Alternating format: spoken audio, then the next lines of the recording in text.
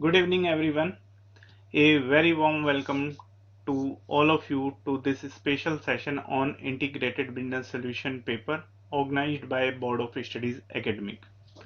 The Integrated Business Solution paper has been designed to prepare you for real life role of chartered accountant as a business advisor and decision maker. In the professional world, problems rarely come to you in the form of separate subjects like financial reporting, auditing, taxation. Instead, business solutions are interconnected and complex, and you will be expected to analyze from multiple perspectives. This is exactly what the IBS paper aims to develop in you. Through this paper, you will be exposed to comprehensive case scenarios, case studies that resemble real business situations.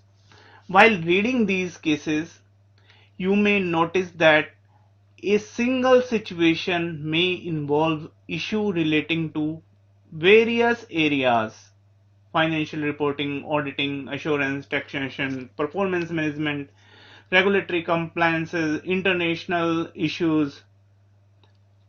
At the same time, your task is to carefully understand the fact of the case, identify the important issue, and apply relevant concepts from different subjects to arrive a logical solution. Let us understand this with a few real examples. When a global company such as Amazon decide to expand in international market, the decision is not only about investment or revenue potential, it also involves revenue recognition considerations, indirect tax implications, transfer pricing issues, supply chain cost, regulatory compliance in different jurisdictions.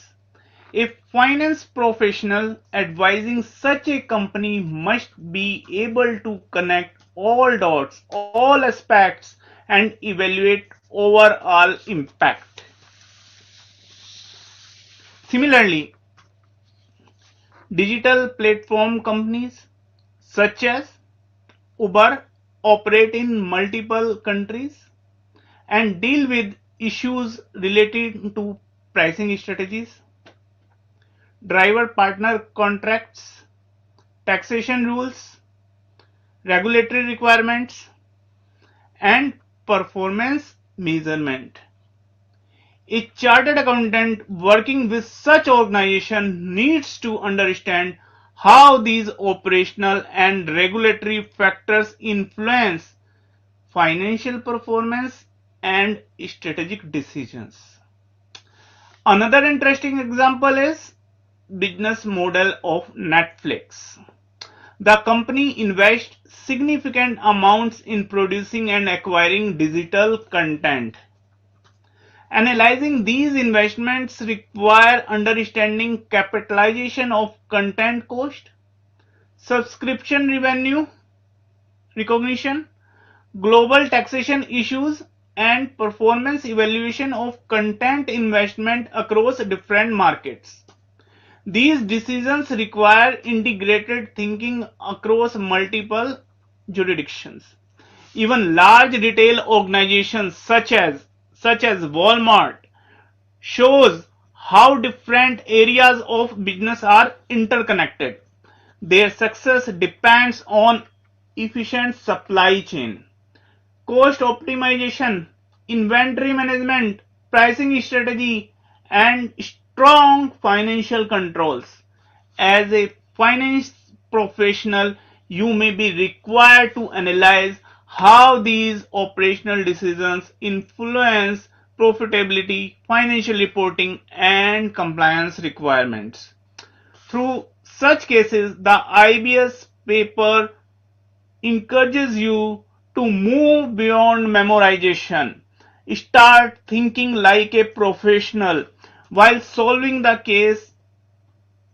Imagine that you are advising the management or sitting in a boardroom.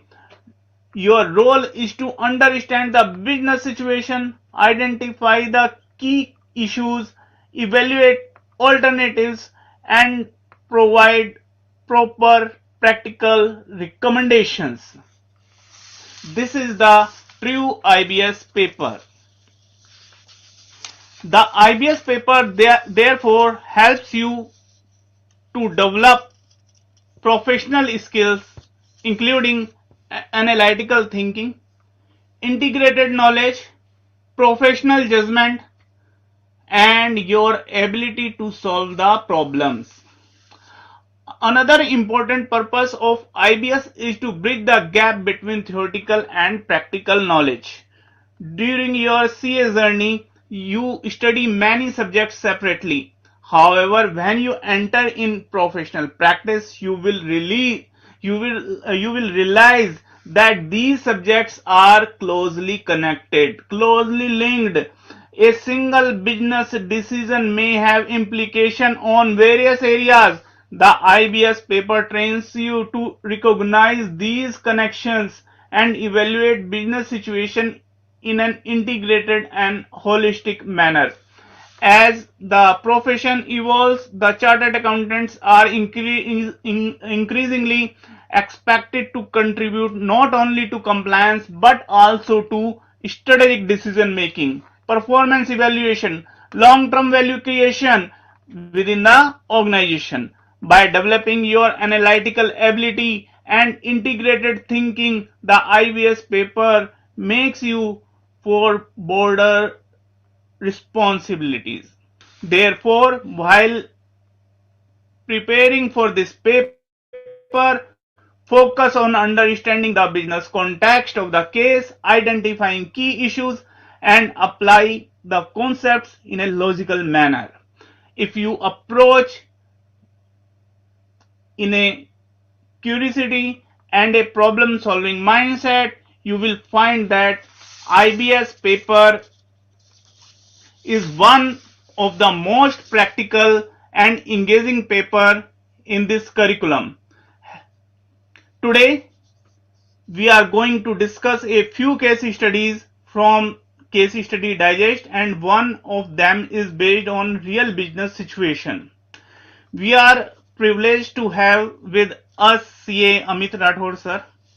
He is qualified chartered accountant with over 15 years of professional experience across offshore and client-facing roles, specializing in auditing and statutory reporting for both Indian as well as multinational clients.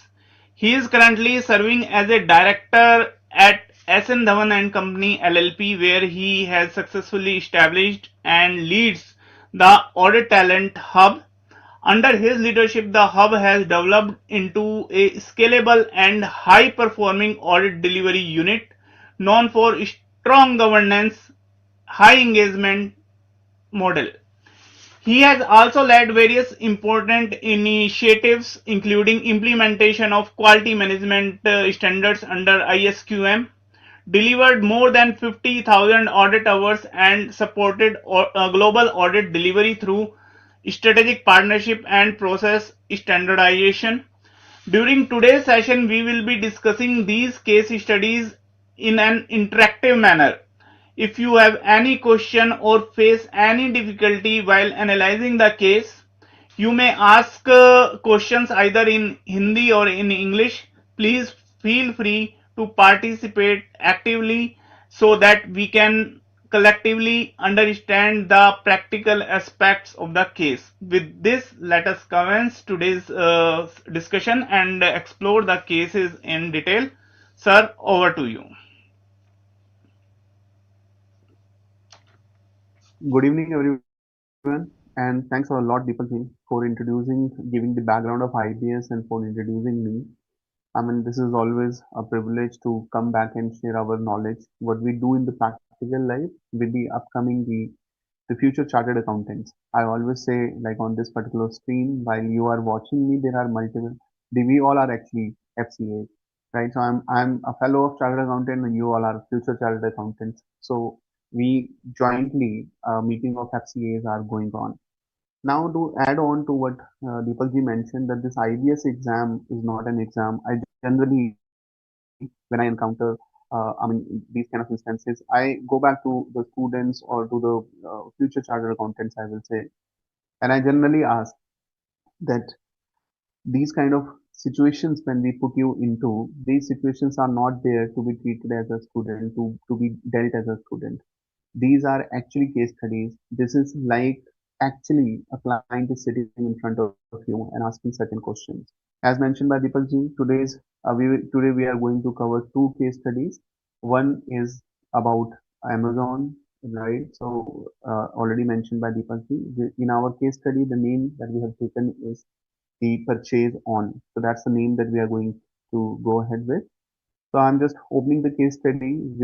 While we are going through the case studies, we will discuss a lot of practical scenarios as well. And then later on, we will see how the ICAI is expecting you to draft the answers of these case studies. And by going through these kind of cases, you can definitely learn on your answer writing skills as well. Okay. So I hope my screen is visible to you all. Yes, sir. Yes, sir. Uh, the case study is visible to you. No, sir, case study is not visible. Okay. Just give me a minute. I'm sharing my screen.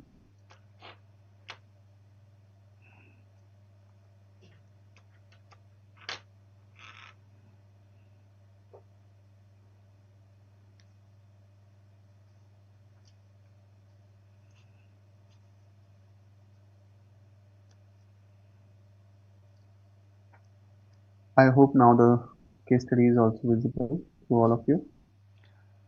Yes, sir. Now it is visible. Perfect.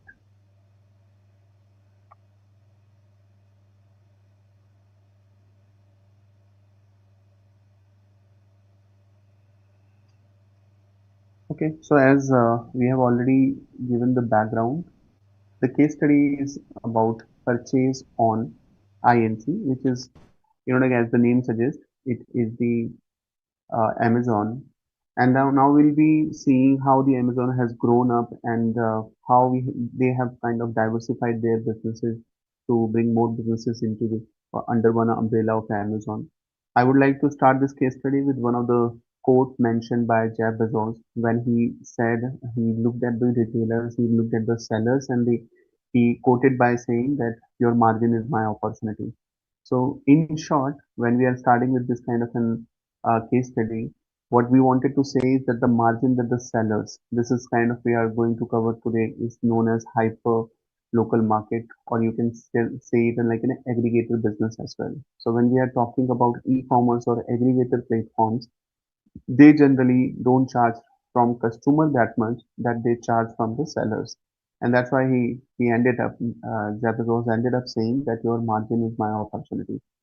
So in this particular case study, you see PurchaseOnn Inc. was founded in 1992 by Rose Lee as an online bookstore. So it was started as a bookstore initially, and then it has undergone a remarkable transformation into one of the world's leading technology companies.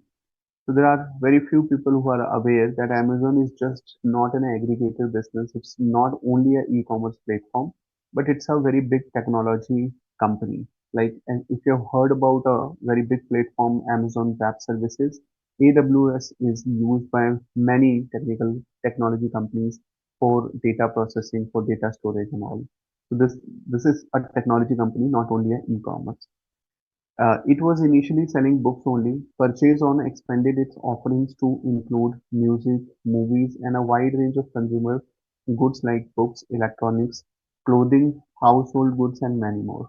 So this is how they evolved. So they started with a bookstore, but slowly, as they understood the market, learning through the experience, they kept on adding more product lines. And then they started with music, movies. You see, there is Amazon Music, there are Amazon Prime videos are there. So they kept on adding, extending the space where they were playing.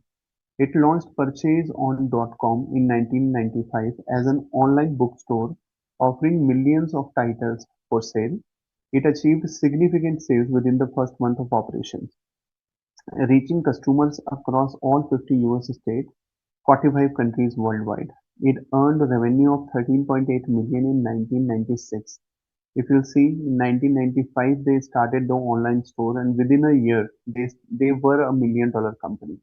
Primarily from book sales in the US, Purchase On has continuously innovated and introduced numerous new technologies to improve its operations, enhance customer experience, and expand its business. Now, Purchase On is very popular and often the only marketplace that the people use. Here is one very kind of a fun fact that I would like to mention, that even though they started in 1995, but I'm not sure how many of you are aware that there was a dot-com bubble that happened somewhere late 90s only, or early 20s. Right, in that dot-com bubble, there were a lot of people who lost huge amount of money, because at that time this dot-com was at peak. Everyone, it was talk of the town. Everyone was talking about dot-com, and there were a lot of companies who came into picture, who started registering their websites, their domains with dot-com, and started looking towards the investors to invest, and the funding started flowing in. But these companies at that particular stage, the valuation methods were not finalized. It was very difficult to value companies like this. So even though the lot of funding happened to these dot-com companies, but that funding was not something which was ended up at the right spot. The businessmen who registered their domains as dot-com and got the funding from the investors, they didn't end up investing the money at the right place. And hence the outcome was that most of the companies which started in this particular kind of era, they were a failure, right? And that's how the investors lost a lot of money. And there are very few people who are aware that this dot-com bubble, right? This actually dot-com bubble created, or it ended up, the impact of this dot-com bubble was started somewhere in late 1990s, but it kept on till late 2010. And this actually was the starting point for the economic recession that happened in 2008. If you are aware about, the property markets got crashed and everything, Lehman Brothers, and there are big names in the market which are aware about because of the economic recessions. But it all started with this dot-com bubble, right? So offering millions of titles for sale, it achieved. So okay, so now this has become so popular that it is the only marketplace. When people think about e-commerce, Amazon is something that people generally end up thinking about. So its diversification and innovations are done by expanding its product offerings beyond books to include music, movies, and eventually a wide range of consumer goods. The company introduced Jingly e-reader. So if you see, there was, and what I can recall when I studied about the case study of Amazon, this was one of not so successful product. So Amazon also faced a lot of failures, and I mean, Kindle, or if you're aware about, there was an e-reader that was one of the part. So they never were able to achieve the expected sales that they invested in this particular product, thinking that they'll be able to capture this kind of a market. So this is not what exactly turned out, and that's how big companies are being created. So they are always open for hit and tries. They always go in the market, they try new products, and then they understand the, the market, the customer behavior, the customer experience, and everything, and then they keep on evolving through the products or the product lines. So this is what happened in 2007. Jingly e-reader was launched, and Millie Voice Assistant in 2017. Pioneering new consumer technologies, it also ventured into cloud computing with purchase-owned web services. So this is what I was telling you. If you'll go on the websites, AWS is something which is kind of a cloud computing, and there are a lot of companies which use this. The maximum revenue of the Amazon, it does not come from the Amazon as an e-commerce platform, but they are earning maximum revenue from these kind of web services.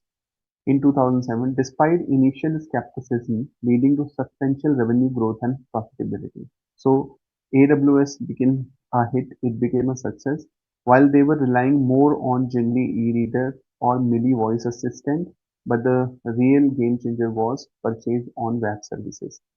The company successfully navigated and adapted changes caused due to economic downturns, such as the dot-com crash. This is what we were talking about, late 90s or early 2000 this happened, and the recession in 2008 and 9. If you can recall, there was a twin tower blast as well that happened in US. It was also in early 2000, and because of this dot-com bubble, and then simultaneously because of the twin tower blast, the Federal Reserve, which is equivalent to a kind of a central bank of USA, they finally decided that the economy is suffering from the financial crisis. So they tried to infuse more money in the market by reducing the interest expense. This is how the marketing crash, or I will say the recession of 2008 and 9 started. While they thought because of this impact, they will infuse the money in the economy and people can take that money and start doing some business or something through which the circulation of money and the people will get some source of income. But people started actually taking the loans from the bank because of the reduction in the interest rate, and then they started purchasing houses. That's why it is called as the property kind of a scam.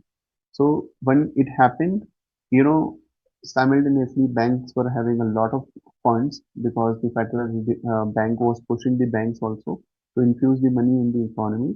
So they started giving loans not to only prime kind of borrowers, but to subprime borrowers as well, the people with lesser paying capacities.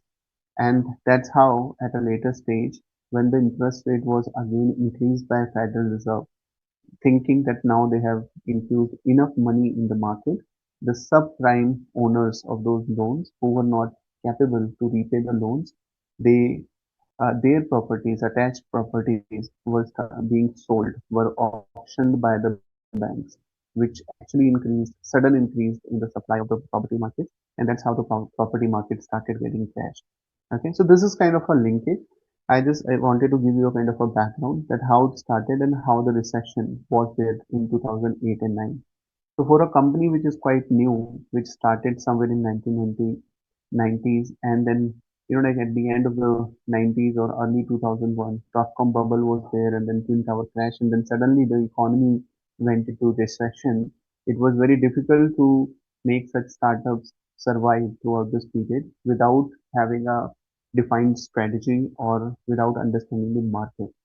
So Amazon actually sailed through all these situations, though it maintained focus on long-term customer experience and innovations while streamlining cost and investing in key business areas like AWS. Its strategic investments for future growth are expansion of AWS and advertising business, providing advertisement services to other companies in the form of ads or sponsored products. So you see, Amazon is not earning that much, I will say, by cutting the margins or getting the percentage of commission from these sellers, but they are making more money by AWS or PWS, and then simultaneously the advertisement business is higher in these kind of businesses. It undertook a comprehensive review of business initiatives to prioritize long-term revenue and profitability. Its recent strategy shifts are towards closure of physical store concepts to online web stores. You see, this is one of the very big decision that Amazon took at that particular stage, because having physical stores, they add on to the cost. The running cost of a physical store is much higher. I can recall what happened when Walmart entered into China. I can just kind of trying to relate, and there was kind of a meeting discussions was happening with the Jack Ma. In that particular stage, Walmart was not considering this Alibaba.com as their competition because they were totally into the offshore model or having these kind of these offline physical stores, while the Alibaba was totally on kind of an e-commerce platform like Amazon. So while this particular meeting was going on, Walmart started smiling, the founder of Walmart, and then he ended up saying that the physical store is the only business which will survive in the future. To which Mr. Jack Ma responded by saying that to open another store, you need maybe millions of dollars because see, Walmart's physical stores are really very big. You can purchase anything from there. So he ended up saying to gain, like 1 lakh more customers, you have to spend millions of dollars. But to gain 1 lakh more customers for a web kind of a store, they only need one server, which can be stored anywhere. So this is the kind of a difference when we are talking about the offline business and an online business. So the Amazon also survived by closure of physical stores and then converting those stores online. It also emphasized on optimizing fulfillment centers and transportation network to meet surging demand during the pandemic. Okay, so this was another way. Launch of Purchase On Business in 2016 catered to business procurement needs and drove $40 billion in annualized gross sales. It also uses advertisement to promote its products and services. This includes ads in online and offline media as well as social media advertising. It ventures into new frontiers by entering into healthcare with Purchase On Pharmacy in 21, followed by the acquisition of One Medical in 22 to revolutionize primary care and launch of Jupiter satellite internet projects to provide affordable broadband access to undeserved areas. You see, by reading this particular paragraph, you can understand that the another reason why Amazon became so successful is identifying the new service lines, new product lines, and entering into new segments, new markets. I mean, if they would have only focused, so what are they doing? They are focusing on particular one service line, one product line. They are developing it to the great extent to an stage where the things can become autonomous. This particular product or new service line can become self-sufficient, self-reliable. Till that stage, they are investing into that particular company, and once this is mature, they are moving to the new businesses. So there are a lot of new areas that they started exploring. And this is another way of by diversifying one business to another and to another, it is actually giving them some level of strength. So this is what Amazon did throughout the time.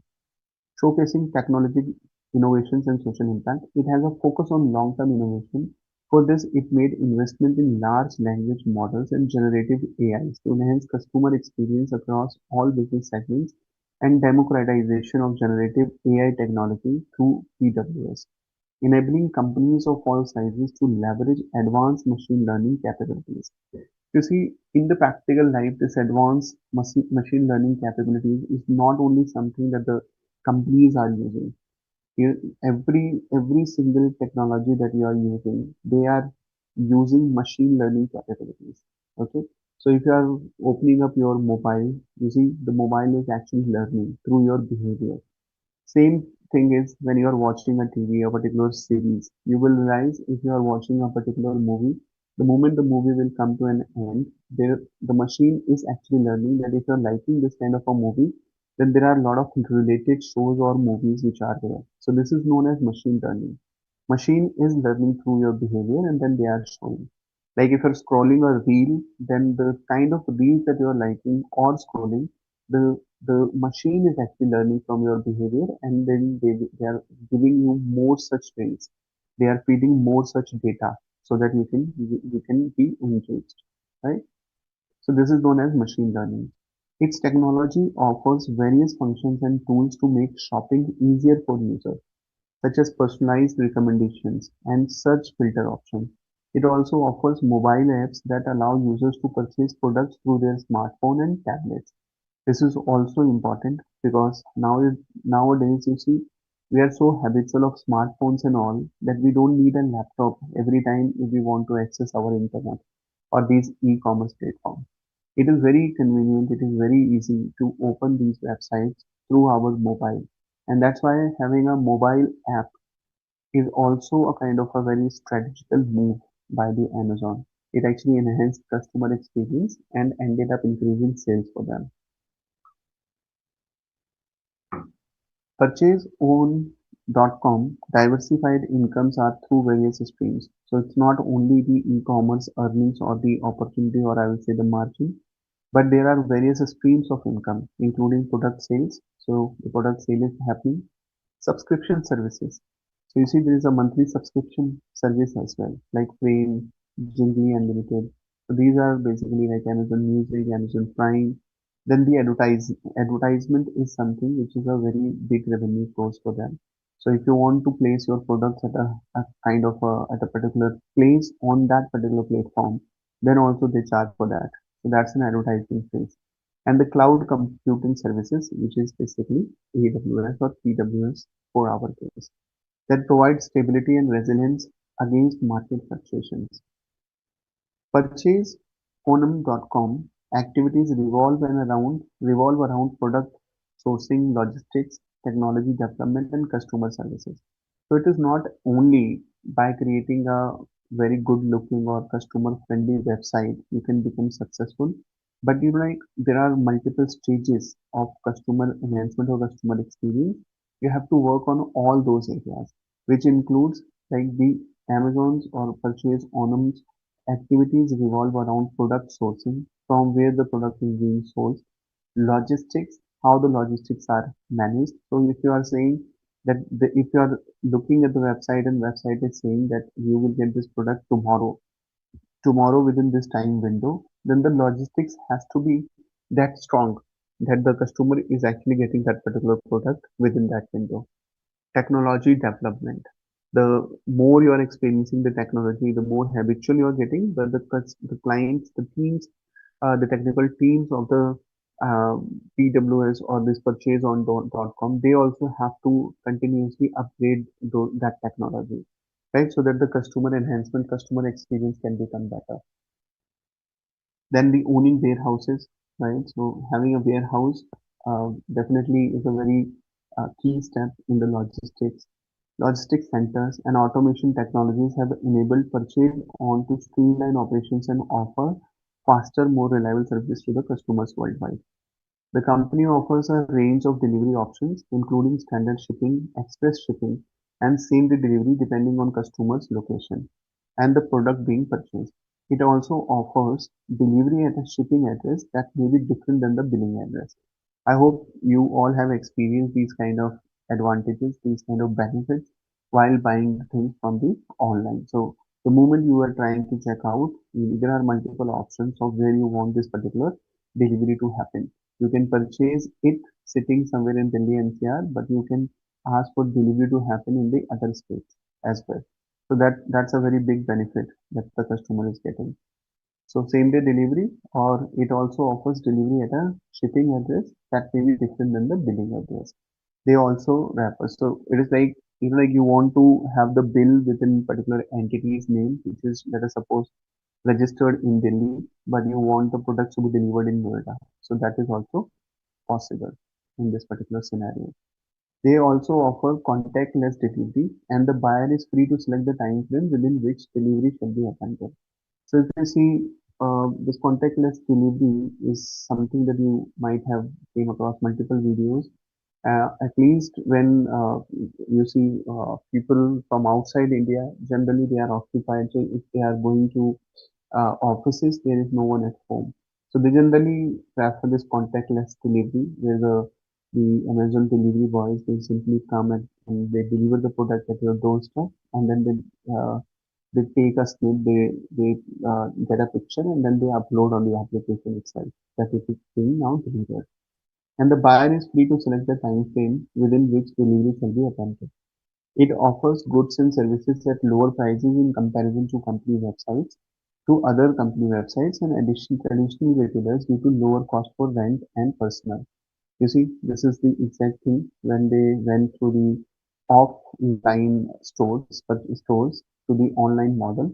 This is what the saving is, and then it means they are sharing this particular saving with the customers as well. It means the customer experience along with the lower cost. Both the benefits are being given to the customer. It also provides free delivery services and access to streaming services to the customers upgraded by becoming a member after paying subscription fees to buy with frame annually, quarterly, or monthly. So if you are buying the subscription annually, quarterly, or monthly, then the streaming services and the free delivery, both the options are available to you. In addition to free delivery, it also encourages customers to leave reviews and feedback on product services that is available via mail, phone, or live chat. Customers can contact customer services if they have questions or problems, or if they need any assistance regarding purchase on products or services. Purchase on resources include its extensive fulfillment network, proprietary technology platforms, data analytics capabilities, and talented workforce. These resources serve as a foundation for PurchaseOnn's competitive advantage and innovation-driven growth. You see, this is more or less like on the background of Amazon.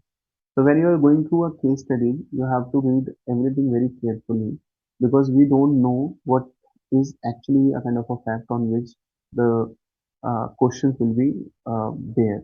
So we need to properly make notes as well. We always recommend that while you're going through the particular case study, you should be making the notes, right? So that when you will start going through the questions and answers, you need not to come back to every time to read a particular kind of a para or the whole of the case study.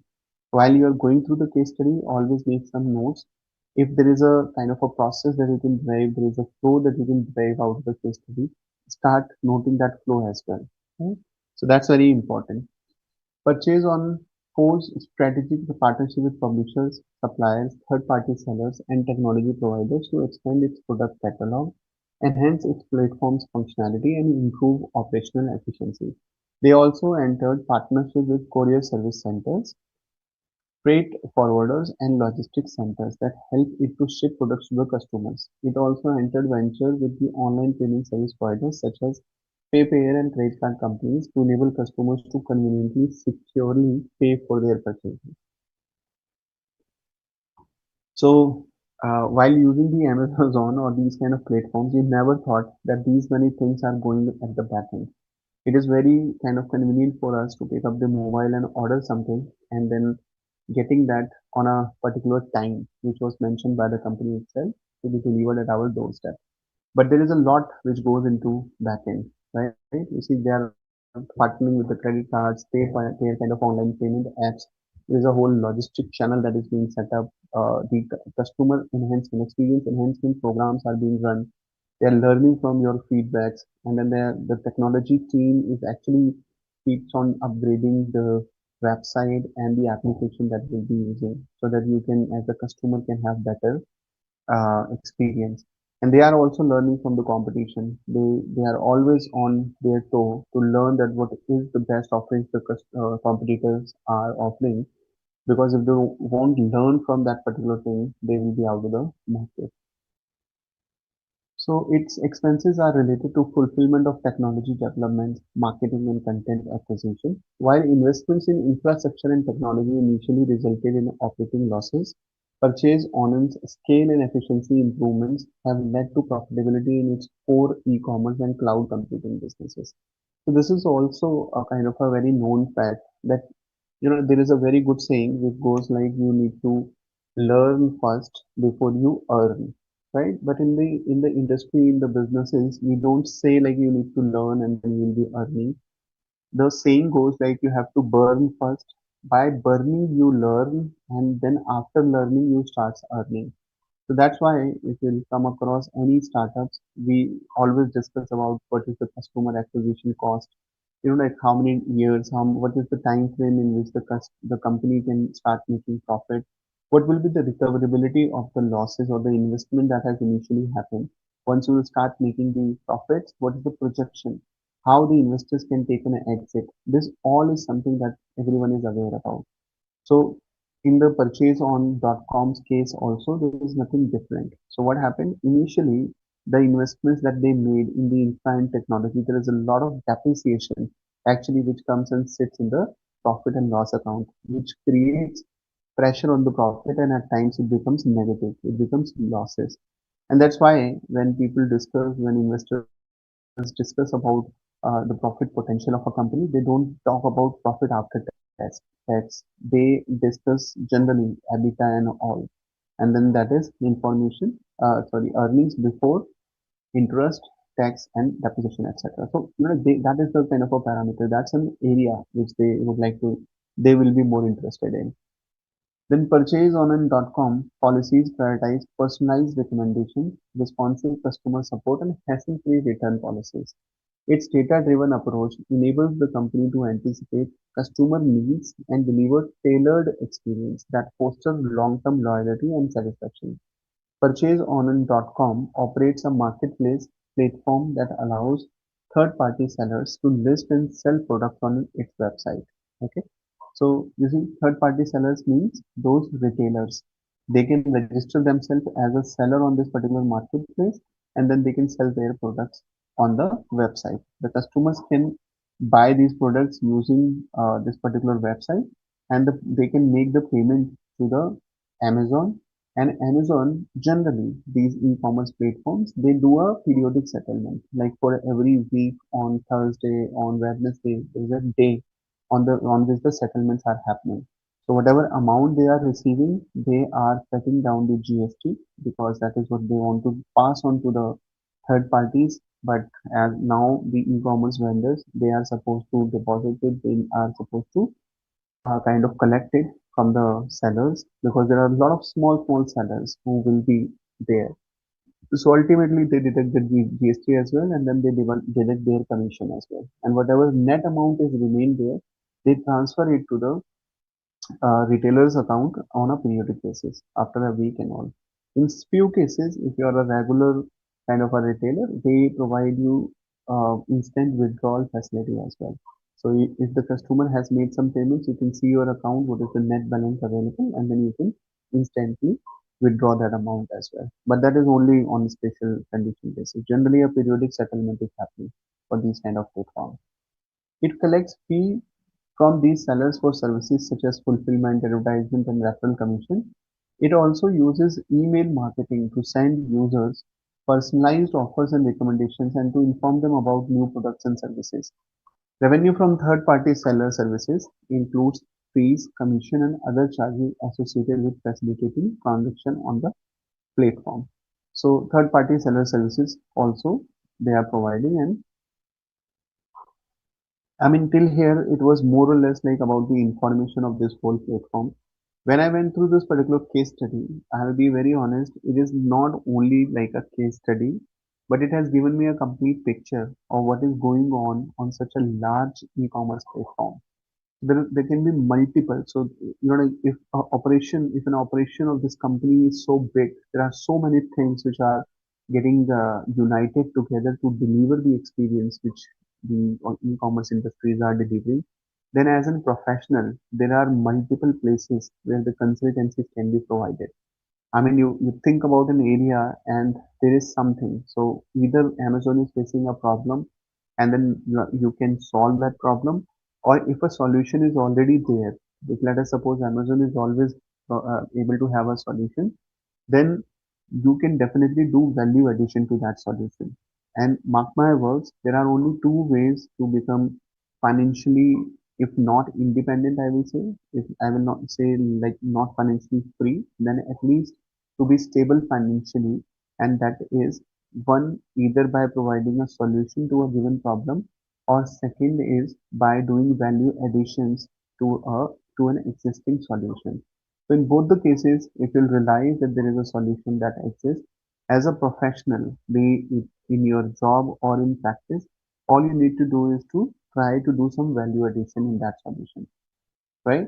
So if you can train yourself to come up with solutions or to do value additions, you will automatically be a success in the corporate world, in the professional kind of capacities, be it in your practice or be it in the job. Now, I'll give you a quick example how one consultant actually helped Amazon, and then the things were changed or the benefit was there. So when Amazon was planning to enter into the Indian market, they hired a consultant and then they asked them to do a market research, market readiness study, which means they wanted to see whether the Indian market is ready for e-commerce kind of platforms. The market study was done by the consultant, and the report was given to the Amazon stating that the market is not ready, and then the Amazon should be waiting for at least couple of years before they would like to enter into the market. So Amazon actually waited for the right time, waited for the maturity to happen with the Indian market. All this customer behavioral change, which takes a lot of advertisement, lot of marketing, lot of efforts, right? Because now you are changing the behavior of the customer itself. So making the whole population ready for e-commerce kind of opportunities was a lot of tiring task. There was a lot of money that was involved. But Amazon, instead of doing this, after doing the market readiness study, they holded their operations for a couple of years. And the Indian market, it actually there are two, three players, big players who actually made the Indian market for ready for the e-commerce. And they are like Flipkart was there, Myntra was there. Flipkart and Myntra actually invested heavily in the Indian market to make people ready. And once the market was matured, once people were habitual, Amazon came out with a big surprise for Flipkart and Myntra, and they captured major share of the market. This is what exactly happened. So having the right consultants, actually by hiring the right consultants, Amazon was able to save a lot of money, which they would have otherwise spent on the advertisement and marketing. So that's what my point is basically that there are every area that you will come across, everything that you will look into. Though these organizations are so big that there are thousands of problems that they are facing on daily basis, or there are thousands of solutions they are considering, but there is a better solution exists, or there is an opportunity to do some value addition on in this solutions exist. So if you can do something, either solve a problem or do some value addition, you will definitely be a successful professional. Coming back to the next step of this particular case study, which is the now the Indian subsidiary. So what is happening in India, PurchaseOnn Inc. also owns online space for advertisement on internet and has agreed to sell such online advertising space to Indian subsidiary for an amount of rupees 5 crores per month. Okay. So now the advertising space that the company has created, Amazon.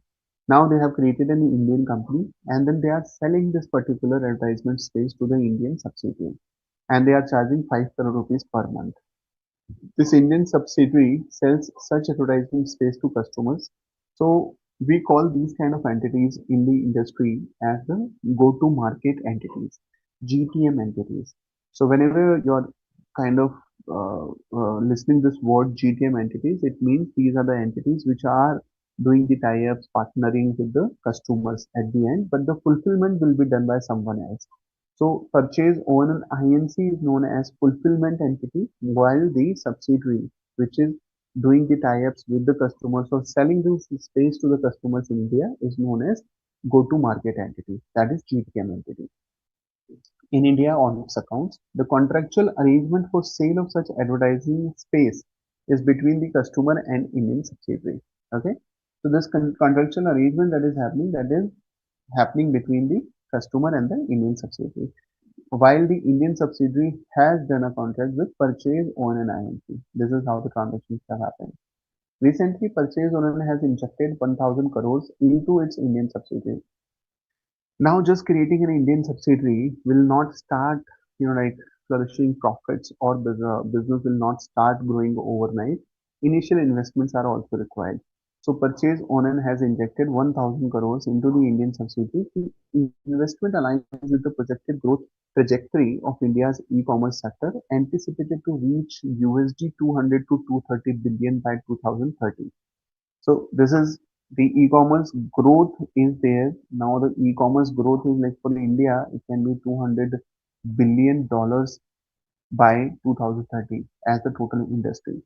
So considering this kind of a potential, the purchase owner has injected 1,000 crores more into the Indian subsidiary with a steady annual rise of 20 to 25%. That's how the industry is planned to grow. Earlier in February 2023, the US-based parent company allocated 830 crores into its Indian entity. Okay. On the 1st April 23, Indian subsidiary purchased an office block building for 50 lakh rupees. So now they have purchased the Indian subsidiary. Remember, they purchased the building for rupees 50 lakh rupees and they have paid non-refundable property transfer tax and direct legal cost of 2 lakh 50,000 and 50,000 respectively. While acquiring the building in Bangalore, during 23, it redeveloped the building into a two-story building. Expenditures on redevelopment were 1 lakh. For building plan approval, okay, so they spend 1 lakh rupees on getting the approval of the building plan. 10 lakh rupees was the construction cost, but 60,000 rupees of refundable purchase taxes were there. So let us suppose they hire any contractor, like to do any, like building reconstruction or maybe interior designers, and on that particular bill, they have 60,000 rupees of the taxes that can be refundable. 40,000 was due to abnormal wastage of material and labor. So let us suppose this material and labor got wasted. So 40,000 was for that. The redevelopment of the building was completed on 1st of October. The entity rents out the ground floor of the building to its 100% subsidiary. So there is another company, right, which is the 100% subsidiary of this Indian subsidiary known as Rupee One under an operating lease. So they actually leased out this particular space, the ground floor, in the return for rental payments. The subsidiary uses the building as a retail outlet. Now this Rupee One has a retail outlet of the ground floor, and then they are paying the kind of a rent against it. The entity kept first floor for its administration and maintenance staff uses, while the first floor of the building is used by the company itself. Equal value can be attributed to the each floor. It means whatever the amount the company has spent, if we want to divide both of them to both the floors, it can be equally divided. During the previous year, Indian subsidiary has launched a new range of in-house products with its long experience in clothes and accessories section. In order to promote its in-house brand products, purchased or distributed gift vouchers. Okay, so now they have started a new brand of clothes and accessories, and to promote that, they have distributed gift vouchers to 100 lucky members, and the gift voucher amount is 5,000 rupees. But they distributed them on 31st January 24. This coupon can be redeemed. Now these coupons, which have been kind of shared with the customers, if customer wants, they can redeem this against any purchase of in-house brand products, that is from the PurchaseOnn's website. So they are actually, like giving the vouchers to the customers, and then they are saying if you want to redeem this, you can redeem this using the PurchaseOnn website. I mean, what a detailed case study it is. To be very honest, if you will read this particular case study, you will understand the whole of the business of Amazon, and then you will also know that what are the areas or what are the trigger points, right? So you can link them up to each other. It is just not a case study which I mentioned in the starting as well. These are not like a questions or answers given to a particular student, but they are actually the practical situations which are crafted, which are there for the professionals like us. The questions that we will be moving ahead to, these questions are actually the practical scenarios. These questions are the actual questions which your customer may end up asking from you. Okay, so be very careful. Again, I'm saying don't attempt these case studies like you are a student of an exam, but attend them like you are a professional. In the corporate world, we always say like you don't uh, own a degree by becoming a professional chartered accountant, but actually you get a degree by behaving like a chartered accountant. I mean, you need not there is no way you can become a kind of start behaving a chartered accountant after the degree. You have to start behaving a chartered account like a chartered accountant before the degree. Degree is the end result. Okay. So these case studies are actually the client question. And the client is asking you, like first question the client is asking from you is which of the following statements best describes purchase owner's value proposition based on the provided information. So value proposition. Always remember what is the value that Amazon is giving, which is actually differentiating Amazon from other competitors. So value proposition means what is the good, what is the best the customer is getting from these kind of services. So purchase owner's value proposition, the first option is lies in its diverse revenue streams. So revenue streams are diverse. Do you think this is the value proposition, including product sales, subscription services, advertising, cloud computing? So these are the various service lines. These are the various sources of income through which the Amazon is making money. But they are asking whether it is a value proposition. The answer is no. Second is the option, the value proposition centers around its key activities. What are the key activities? So they are very good with logistics, technologically. They are developing their websites, their mobile applications, etc. They are very good with product sourcing from where they are buying the products or the customer services. They are good with that. Do you think it is the value addition? Third option is the value proposition is built on its extensive fulfillment network, proprietary technology platforms, data analytics capabilities, and talented workforce, serving as the foundation for competitive advantage and innovation-driven growth. And the fourth one is basically purchase owner's value proposition, focusing on prioritizing customer relationships through personalized recommendations, responsive customer support, and hassle-free return policies, anticipating customer needs and fostering long-term loyalty satisfaction. So, as I mentioned, like what is that with which the customer is the most happy? What is the value proposition? So I'm just putting the answers as well so that you know how the answers are being derived. But for especially the multiple choice questions, you need not to write the reasoning. But the value proposition over here is focused on how we are prioritizing customers. And the reason the answer is giving you as a suggestion is purchase owner's value proposition is primarily centered around delivering exceptional customer experiences. The company emphasizes personalized recommendations, responsive customer support, hassle-free return policies, all of which contributed to the customer satisfaction and loyalty. Purchase owner's data-driven approach enables it to anticipate customer needs and deliver tailored experiences, enhancing the overall value proposition to its customers. This customer-centric approach is crucial for sustaining long-term relationships and driving repeat business, ultimately contributing to purchase owners' growth and success in the marketplace. So the value proposition is how your customer is happy, how your customer is becoming a repetitive customer, how you are converting your marketing into sales. This is what the value proposition is, right? How one time customer can become a repetitive customer. The second question is, in the context of purchase owner's evaluation, from an online bookstore to a global technology leader, which of the following statements best illustrates the concept of business integration? How the business is being integrated. Purchase owner's revenue diversification strategy, including expansion into cloud computing, healthcare, and satellite. So they are saying the diversification strategy is something which is actually evaluated them from an online bookstore to a global technology leader. Second, it says that purchase owners investments in fulfilling centers, delivery infrastructure. So first was saying the revenue diversification. Second is saying investment in fulfilling centers. Third is saying emphasis on personalized recommendations like responsive customer support, hassle-free return policies, its dedication to prioritizing customer relationships and enhancing satisfaction. Or the last one is saying that the expansion of purchase owners business in 2015.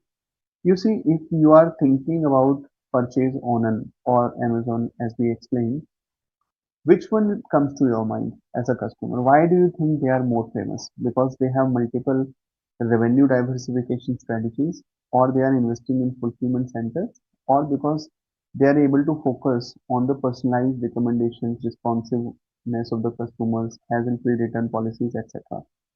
The answer is pretty much clear that like revenue diversification strategies, including expansion into cloud computing, healthcare, and satellite internet, showcases its ability to adapt to changes marketing trends. Okay. Okay. So we are talking about business integration here. So business integration comes by integrating more businesses, right? How they are integrating various aspects over here. While the value proposition, when we discussed in the first question, it was more or less like the customer centric. But when we are talking about the business integrations, it is the backward or forward integration. How the like the you must have heard about this integration of horizontal integration, vertical integration, then the integration is also of two types, backward integration and the forward integration. So how are they integrating businesses together? So they are diversifying their revenue from one place to another. Like they started with the bookstore, but then they ended up starting selling more products on the website, which is kind of an horizontal integration if they are integrating through this strategy. Okay, moving to the third question. Select which of the statement is correct in connection with supply of vouchers in hands of the purchase owner to its members.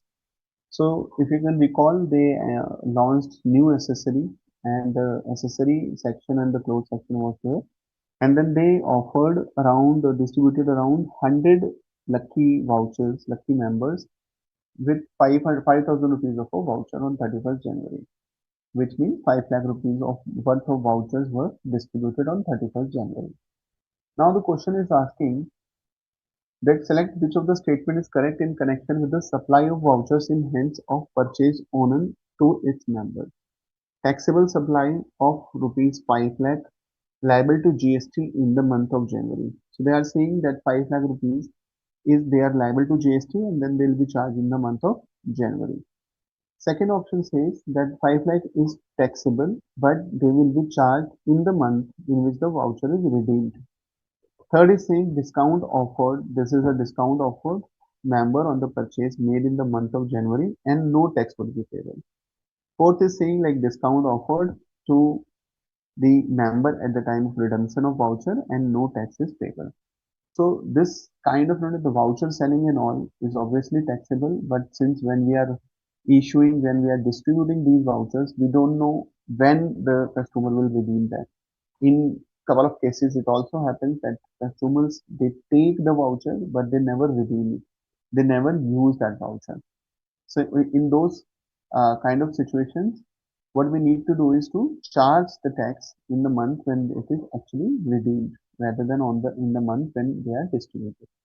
As the supply against which the coupon will be redeemed is not known on the date of the sale of the coupon, the time of supply of the coupon will be the date on which the member redeems it against in-house products of purchase owner. So it is in the month when they are redeeming it. The next question is about how does purchase owner's practice of allowing customers to select their preferred delivery time frame contribute to its strategic cost management. So they are saying that, like if we are asking the customer, right, and we are allowing the customer to select their preferred delivery time frame. So we are saying rather than let us suppose if generally what happens if you see for any other store or for any smaller e-commerce platforms, what happens if we are uh, sending a order, we are getting a customer's order from one location. We generally don't prefer giving multiple options of delivery to the customers because let us suppose if there is a slot in the morning 8 to 10 a.m. and you are getting an order from a customer in that particular slot, like couple of orders are there, and then there is a rider, there is a person who is going to deliver those orders. If you are getting one more order in the second window, let us suppose 10 to 12, that's the second window. Now the problem is the first delivery person has already they have or they are already out and then they are going to deliver that product, but now they have again either to come back or a new rider has to go in the same location just because a different time slot is there. But if there is a small kind of a store or a small e-commerce platform, they will prefer that if we want to deliver certain products in this particular locality, then they will keep like a window of 8 to 10 only. So they are not giving customers an option while they are telling customers that this is the time frame in which we will deliver. And Amazon is different in this particular practice. So they are allowing the customers to choose their preferred delivery time. And the question is asking that if they are doing it, obviously their cost will increase. So if their cost is increasing, how are they doing strategic cost management? How they are actually uh, controlling this extra cost? So A is by reducing shipping cost. So they are tying up with the right courier or right resources are being hired or they are working on their distribution channel by reducing, which is actually ultimately reducing the shipping cost. Second option is by optimizing warehouse utilization. So warehouse is there. The utilization of warehouse is optimized, and that's how they are able to do the cost management. Third is saying by minimizing inventory holding cost. So if you see, inventory holding cost is minimum. If you can recall the concepts of economic order quantity and all, that they are ordering and the storage cost, that way they are managing their inventory, which is reducing the cost. Or fourth is by increasing customer satisfaction and loyalty. The answer is pretty simple, because I have no issues in sending the rider or sending the courier agent again and again. The only concern is that I have to have enough orders. If the rider has enough orders in his hand, I mean, I can send another rider, which can be a cost optimization for me.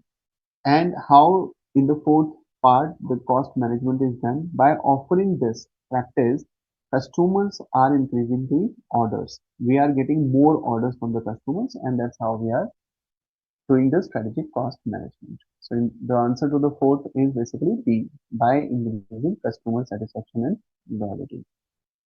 The fifth question says that select the correct statement specifically in relation to sale of online advertisement space, services provided by the PurchaseOnn company to its Indian subsidiary. So if you see, there was an advertisement space which was given by the PurchaseOnn Inc to the Indian subsidiary, and I think they were charging 5 crore rupees per month as the rental as well for that. Yeah. So see, 5 crore rupees of the per month of the rental was also there. So the question is asking about this, that please choose the correct statement specifically in relation to sale of online advertisement space services. The first option says PurchaseOnn Inc is providing online information and database access or retrieval services. This is known as OIDARS. Okay, so these are the services. So this is basically, there is a rule as well in the GST which covers this particular online information and database access or retrieval services, and is thus required to register in India under GST and discharge GST on forward charge basis. So they are saying that you need to register, but you need to discharge GST on forward charge basis. Forward charge basis means the Indian subsidiary has to pay it. It will be applicable on Indian subsidiary and they need to pay it. PurchaseOnn Inc is providing online information and database particular services electronically, and place of supply in such case is the location of the supplier, which is outside taxable territory in present scenario, therefore no GST. So first option is saying that forward charge basis. Second is saying no GST. Third is saying PurchaseOnn Inc is providing online information and database access or retrieval service, and tax on the same is to be paid by Indian subsidiary on reverse charge. So we need to decide forward charge, no tax, reverse charge, or the last option is PurchaseOnn Inc is providing online information and database access or retrieval services, and tax on the same is to be paid by the Indian subsidiary in capacity of an agent of PurchaseOnn Inc. Like as an agent, you need to pay that.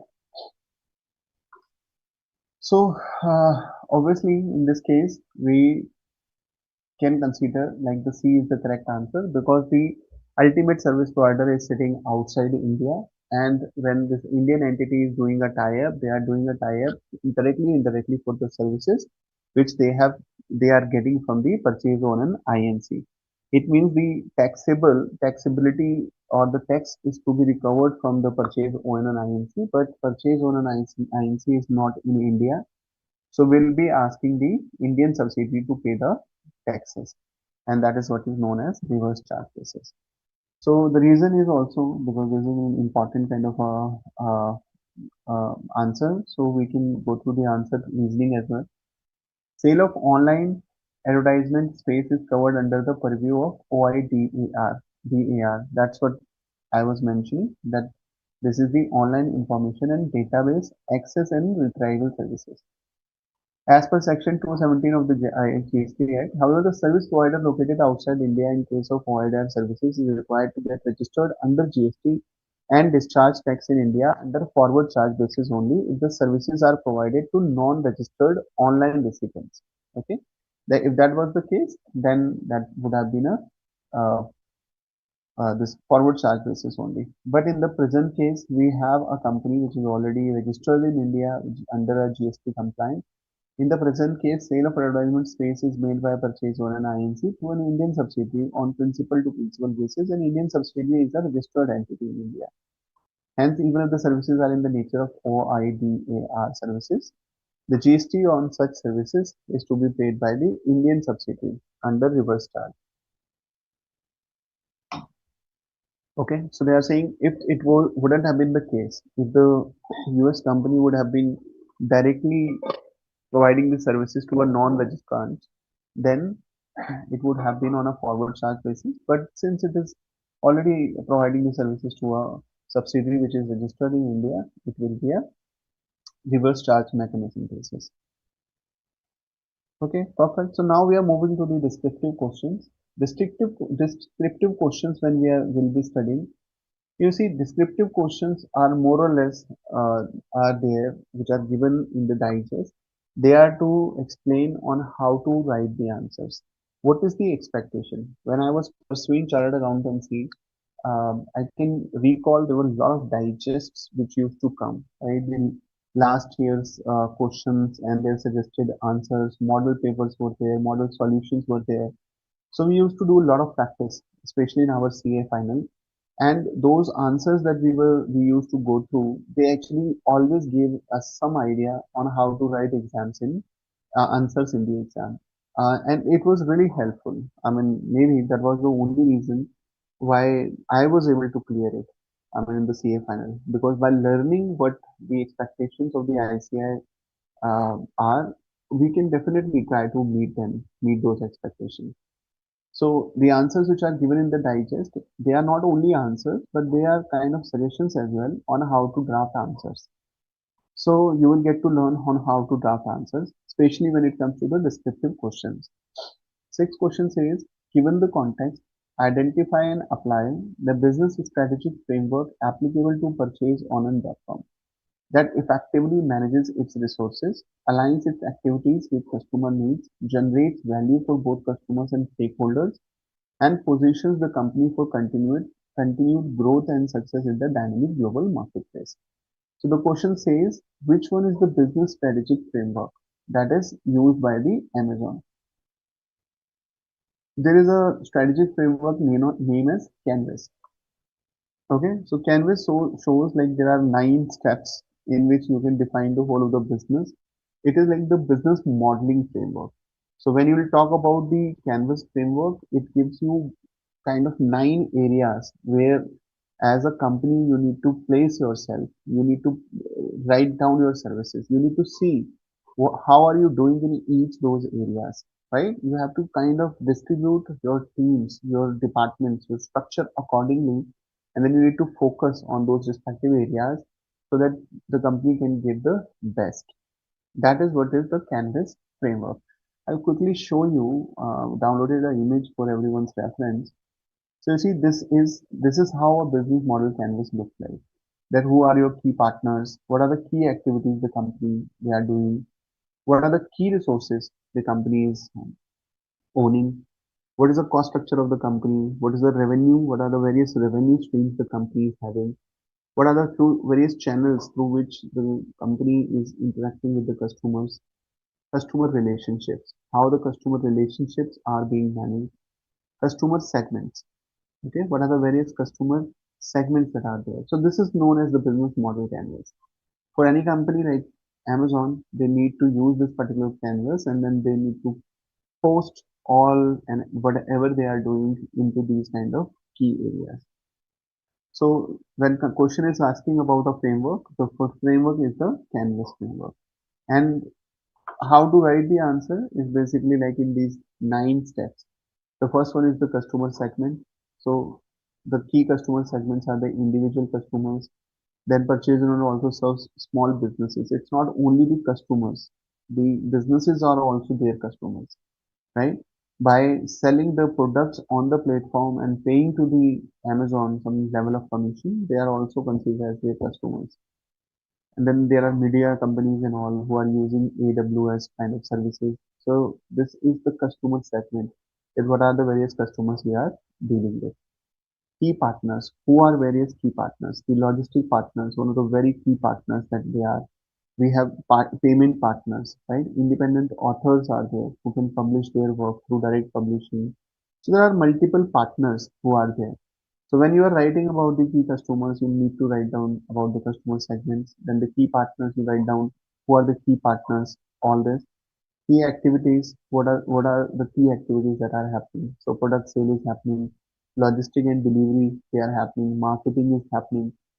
So this all will come through the customer, through the case study itself. That's why I told you that you need to have a notes, a flow of the information to be ready when you will start writing. So everything that covers, that is being covered under the key activity, is mentioned in the case study. You need to summarize it all here. Value proposition. We discussed the value proposition is basically through which the customer is coming back and back, basically. So how you are converting the marketing into the sales. That is what is a value proposition. So you need to write down about cost efficiency, fast delivery, customer satisfaction, vast selection of products, convenience, right? So there are a lot of aspects of value proposition.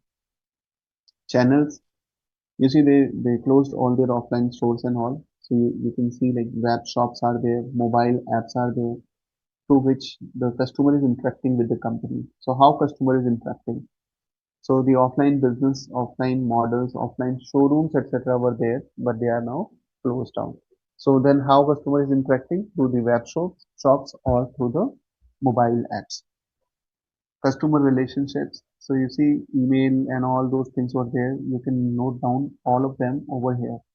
Review and feedbacks were there. Personalized recommendations were there. Customer relationship management were there. They used to reach to customers using the mail network. So that can also be covered here. Revenue streams, various revenue streams. It is clearly mentioned in the case study that you need to summarize here. So they are selling the product, they are getting commission on the products, they are getting commission on the AWS usage, the rental over that, and then they are getting a lot of advertisement revenue as well, right? They have subscription income, so there is a lot that they have. Okay, so that is the revenue streams that they have. Key resources. What are the various key resources for the company, right? So online platform is there, skilled software engineer staff, because technology development is something that the company has to keep evolving. I mean, throughout the year, the applications and the websites, they need to be updated. They need to be kind of working in a manner giving best experience to the customers. So they have to have a skilled software engineer or the staff. The company's delivery and logistic infrastructure and the brand itself is also a key resource. Cost structure, how the cost structure is there, platform services, marketing and advertising cost, cost related to procurement, storage, packing, staff cost, general administration cost. I mean, when we are talking about a Canvas framework, we need to include all these 9 areas. And what you need to write in all these 9 areas is already mentioned, or it is already a part of the case study. So be very careful, I mean, while reading the case study, and this all is already covered over there. And thanks a lot. These kind of case studies, they are the open book exams. So if you know where to look for the right answer, I mean, it becomes more easy. So, I mean, at times when we discuss about IBS, we realize that having an open book exam is at times difficult, because then you are juggling through so much of material, so many of books and everything, and then you have to, you at the end, at times you end up wasting a lot of time on reaching to the right content rather than drafting that right content for the as an answer to the case study. The point is, I mean, the best study material that you can refer is always your mind. Try to do more practice so that you can start writing questions in the examination hall, rather than uh, getting kind of into a situation whereby just trying or wasting your time in finding the right place to look an answer for. Okay, so this is the Canvas framework. Moving to the last question of this today's case study for Amazon. So this question is discuss how the Bangalore building will be shown in the consolidated financial statements of the Indian subsidiary and its standalone financial statements according to the relevant Indian accounting standards. You see, so there are two types of books that the Indian subsidiary is making. If we can recall, the first one is the Indian subsidiary. So there was a building, right?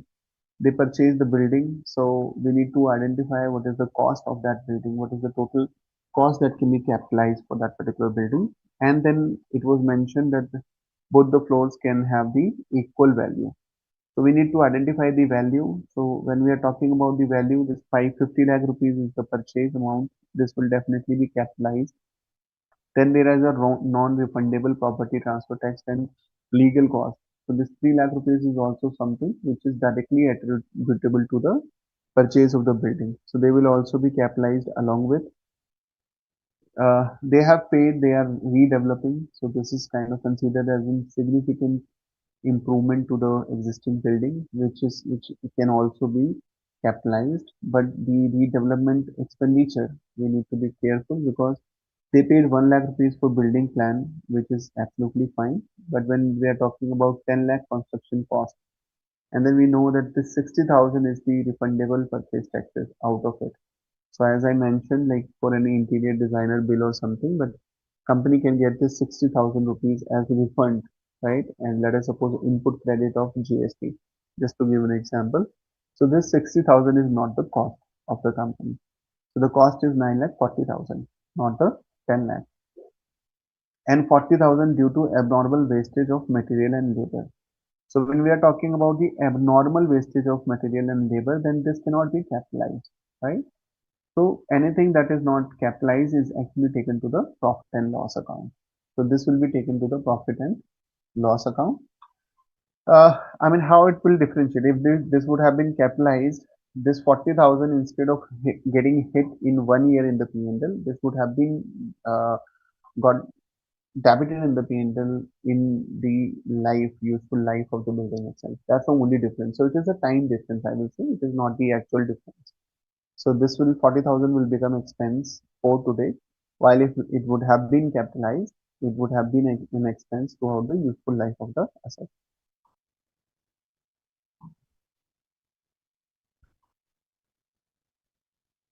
So in this case, this is how you'll be capitalizing this building, and then uh, equal value. So you can divide it by two, and both the floors value will be there. When we are talking about the books, there are two types of books that are being maintained: the standalone books of the company, and then the consolidated books. In the consolidated books, you see the building, the floor, ground floor that is given to a new entity, another entity, which is my subsidiary, 100% subsidiary.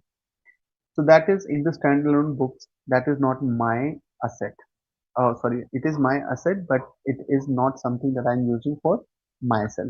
So it will not be my property, plant, and equipment. It is actually not like an investment property in the books because now it is given to someone else, and I am earning some rental income out of it. So in that case, it will be an investment property. But when I'm talking about the consolidated books, in the consolidated books, both the floors will be considered my floor only. Right? In the consolidated books, now this 100% subsidiary is also clubbed in my books. So now we are one company only. So when it will become my assets, then I will start showing this as PPNE in the consolidated books of accounts. So in the standalone, it will be 50% of it will be PPNE, 50% of it will be investment property, while at a consolidated level, it will be 100% PPNE.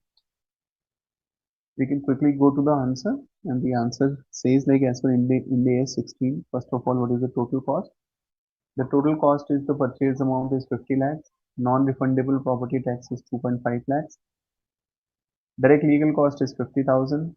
Total is 53 lakhs, right? So this is all will be capitalized. The building plan approval can be capitalized. Construction cost, the 60,000 is the refundable. So input credit basically, so it's not an expenditure. So 940, and then total amount can be capitalized 6340. That 40,000 is with abnormal wastage that will be taken to the P&L account. It cannot be capitalized. Now, how the accounting of the building will happen? So, like cost of each floor will be, so the total cost is 63 lakh 40,000. It can be divided in amount into two, which is 31 lakh 70,000 rupees. And in the stand-alone financials, you see there are two separate buildings. There are two separate floors, each worth 31 lakh 70,000 rupees. So the building that I'm using for my staff will be a profit and PP&E for me. But the building which I am actually giving to someone else to earn some interest, so to earn some rent over it, that is an investment property.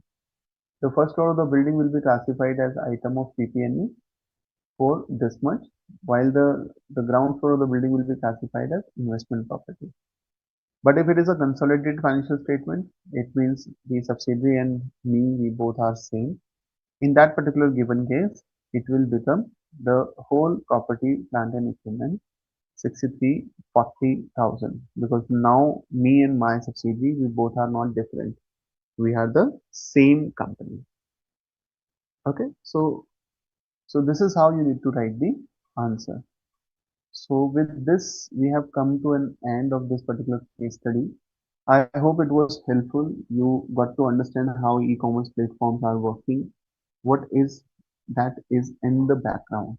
At the background, how many things are being managed, how this particular company became so big, become the giant, became actually like Amazon on planet Earth, and what are the various ways to kind of handle these kind of questions. While going through this particular case study, I also learned few new things like how to plot certain things on canvas, what is the canvas model framework and all. I mean, I'll be very honest in telling you, every time we are going through these case studies, it's not only you at your level that you learn something, but for us like professionals with so much of experience, we also end up learning a lot of things. Okay, so with this, we can take a break of 15 minutes, and probably we can come back at quarter past 8 if that is fine with everyone. So the technical team, we can take a break here. Over to thank you, thank you.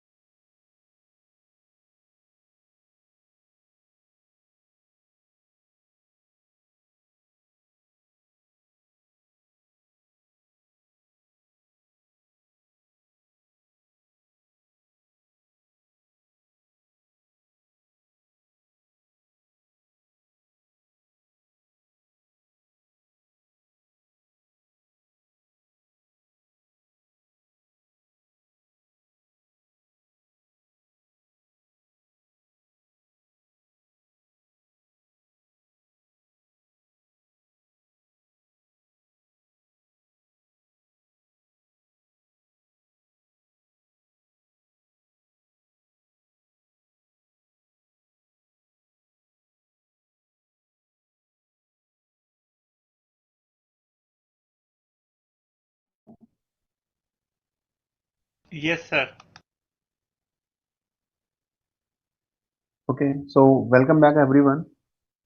And this is the second case study for today.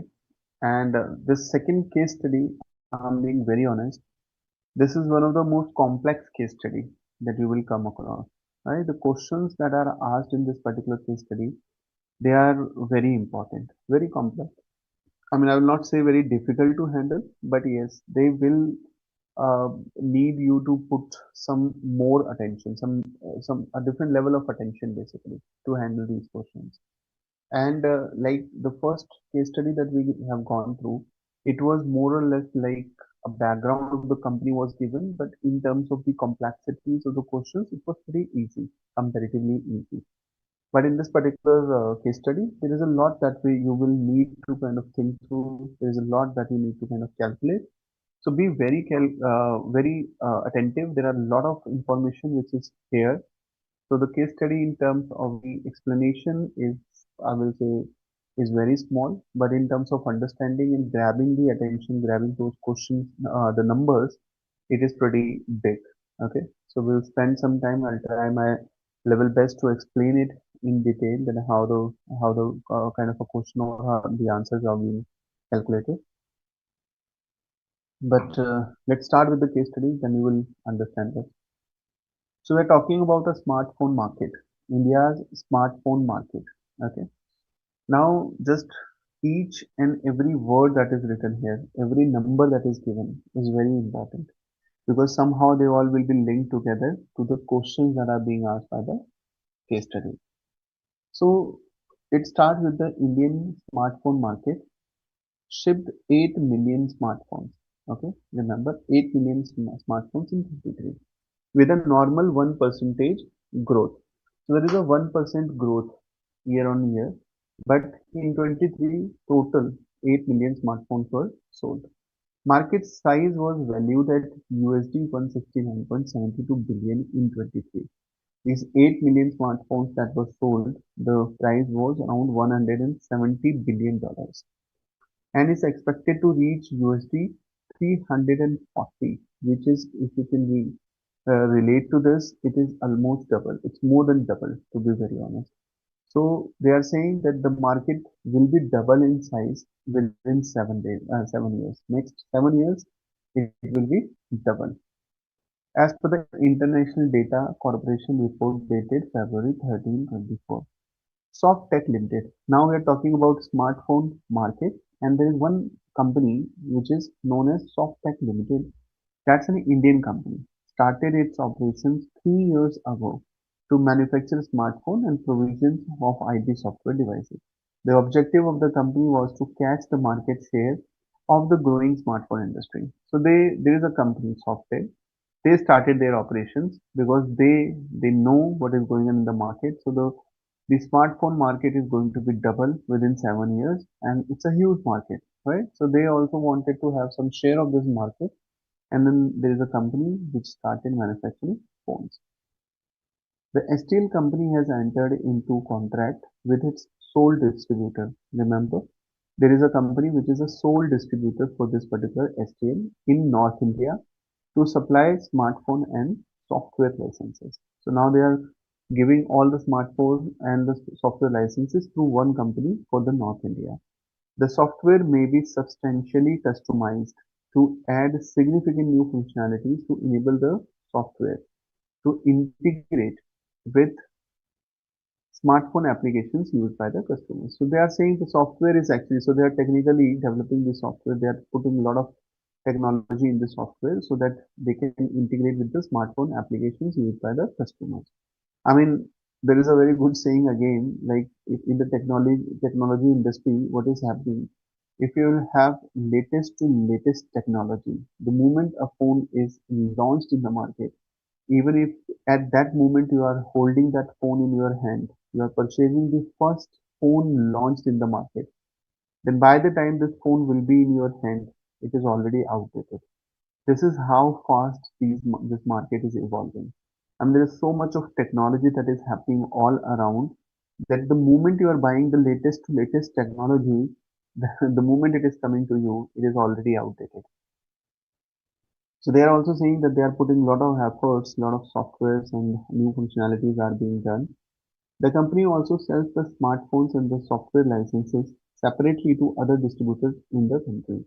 So there are other distributors as well, but for the North India, MJ company is there. Customers can also buy smartphones and software licenses separately from other vendors in the country. So for customers, it's not a compulsion that they need to buy from the MJN company only. I mean, if you realize the previous case study that we did was Amazon, and now we are talking about the smartphone kind of industry. And then there are a couple of companies, I hope you know the name, who did an exclusive tie up with this Amazon as a company. So if any customer wants to buy those phones of those companies, they have given exclusive rights to Amazon to sell those products. So there is only one vendor through which you can purchase those phones, and that was Amazon. Okay. STL has entered into a 1 year contract on 1st April. Customer can also buy. So in this case, there is no exclusive contract, even though MJN company is looking into the North India, but they have more distributors and customer can buy from anywhere. STL has entered into a 1 year contract on 1st April of current financial year with distributors. So now this MJ and the company, they have entered into a 1 year contract to deliver smartphones with customized software by offering discounted prices for certain volumes as given under. So they are saying if the MJ, so they have given this lucrative offer to MJ that if MJ will buy the phones from 1 to 2500 in quantity, then the price per smartphone will remain 10,000. But the moment they will be able to purchase 2501 to 5000 mobile, the price will reduce to 9500. This 9,000 will be given as a price if they will buy anything above 5,001 and above. Now you see, if this kind of a sales channel is there, at the beginning the company is not aware how much total sale will happen. Okay, so company when they are doing the, let us suppose the first uh, shipment is going, and let us suppose that first shipment is 100 mobiles. They don't know how many total mobiles will be there, because if they will cross the cumulative sales volume, let us suppose 5,000 during the year, then they will be billed at 9,000 rupees only. But the initial 200 mobile phones that they are selling to this particular distributor, they are billing all of them in 10,000 rupees at 10,000 rupees, right? So how much of the 10,000 or 9,000 will be billed? It depends on the estimation. It depends on the kind of projections, forecast. The company on the day one has to come up with a forecast that how much the sales will happen for this particular vendor. So let us suppose the company is saying, like in our case, the company is saying 4,000 units will be there. So the company will be putting up like a 9,500 rupees as the selling price. But the initial sales that are happening, the company will keep on billing 10,000 rupees to the customer. But if customer is paying that 10,000 rupees to the company, now company cannot recognize this as a revenue, because on the basis of these 4,000 units, the sale should have been happened with a 9,500 rupees of a calculation. So the company will receive 10,000 rupees, 9,500 rupees will be a revenue, while 500 they will consider as an advance. Because if they know that the customer will cross 2,500 as a unit, the additional 500 rupees can only be an advance. This cannot be recognized as revenue. Okay. Volume is determined based on the sales during the financial year. There are no minimum purchase requirements. STL has estimated that the total sales volume to distributor MJ for the current financial year would be 4,000 units based on its experience with similar contracts. Okay, so they think 4,000. So at the end of the day, they are often believe that 9,500 rupees is something that will be the effective price for this particular vendor. Now, so this was the first scenario. The other is now STL company has estimated that 8,500 units of smartphones, including 4,000 units to MJ, right? So they are expecting 4,000 will be sold to MJ, but they are thinking total 8,500 of the smartphones they will be able to sell. This is their projection. And they are thinking that they will be able to capture 1% of the market share. and the average contribution of rupees 2000 per unit will be achieved. So they will be earning 2000 rupees per unit by selling 8500 units, and they are thinking they'll be able to capture 1% of the market. It means they are thinking the market size will be somewhere around 8,50,000 mobiles. Okay, remember these numbers will also be very helpful. There is a question which is around this. However, at the end of the current financial year, the STL company actually sold 10,000 units. So what happened actually? They sold 10,000 units, and they were expecting like 4,000 units will be sold by MJ, but MJ also ended up selling 4,500. So the MJ sold more than 4,000, and company also sold more than 10, their initial estimate of 8,500, they are able to sell 10,000. But the problem is they were able to sell with 1.25 market share, percent of market share.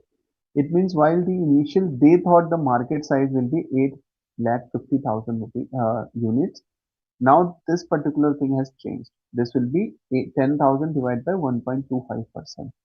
So the market share, the market size also changed. So we need to see whether the estimation was in favor of company or it was against company. That's also a question that will be there. We'll discuss it when we will reach there. Recently, smartphone users have been experiencing issues with the app crashes, which has become a significant concern for the company. Okay. So now they are a new company. They're trying to invest a lot in the software, in the development, and then they are saying that the company, the employees are facing the app crashes, which has become a significant concern for the company. In response, the company is planning to enhance not only the operating system but also the touch screen of its devices. So they are saying now we will upgrade the operating system, but simultaneously we will invest in more of the touch screen. We will improve on touch screens as well. Because if you see the customers, the users will keep experiencing app crashes, etc., they will switch to other mobile devices, other companies. By improving these aspects, the company aims to provide a more responsive and reliable user experience, potentially reducing the frequency of app crashes. So they are thinking by upgrading the operating system and then improving on the touch screen, they will be able to upgrade the user experience, and the app crashes will also reduce. This is what the company's projection is. Now, coming back to, so there are three aspects which are already covered by the question. The first one is basically uh, distributor and the sales target. Second is whereby the company is saying the market was expected to sell to 8,50,000 units, but it got changed at a later stage. Initially, they were thinking 1% they will capture, but and they ended up capturing 1.25%. And then the MJ also distributor, they sold more than 4,000 of initial budget. They ended up selling 4,500 units. In the next, the question is mentioning that the company is planning to enhance the operating system and the touch screen of the devices will be changed because the app crashes are increasing. Now coming to the next fact of the question. Now this is an important fact. It says like the CFO of the STL company wishes to increase its market share to 2%. You see, currently the market share is around 1.25%. Okay. So the CFO is planning to increase it to 2% in the next 5 years. For this purpose, he wants to double the production of the smartphones, for which additional funds are required. Okay, so they are thinking they will increase the market share to 2%, but they need to have money so that they can produce more smartphones. Bank is ready to finance for expansion of smartphone operations of the company, but maximum up to 60% of valuation of smartphone business. Remember, bank is ready to finance, but bank is saying we can only give you 60% of the valuation, the smartphone business, right? So the business that you have related to smartphone, we need to value that business.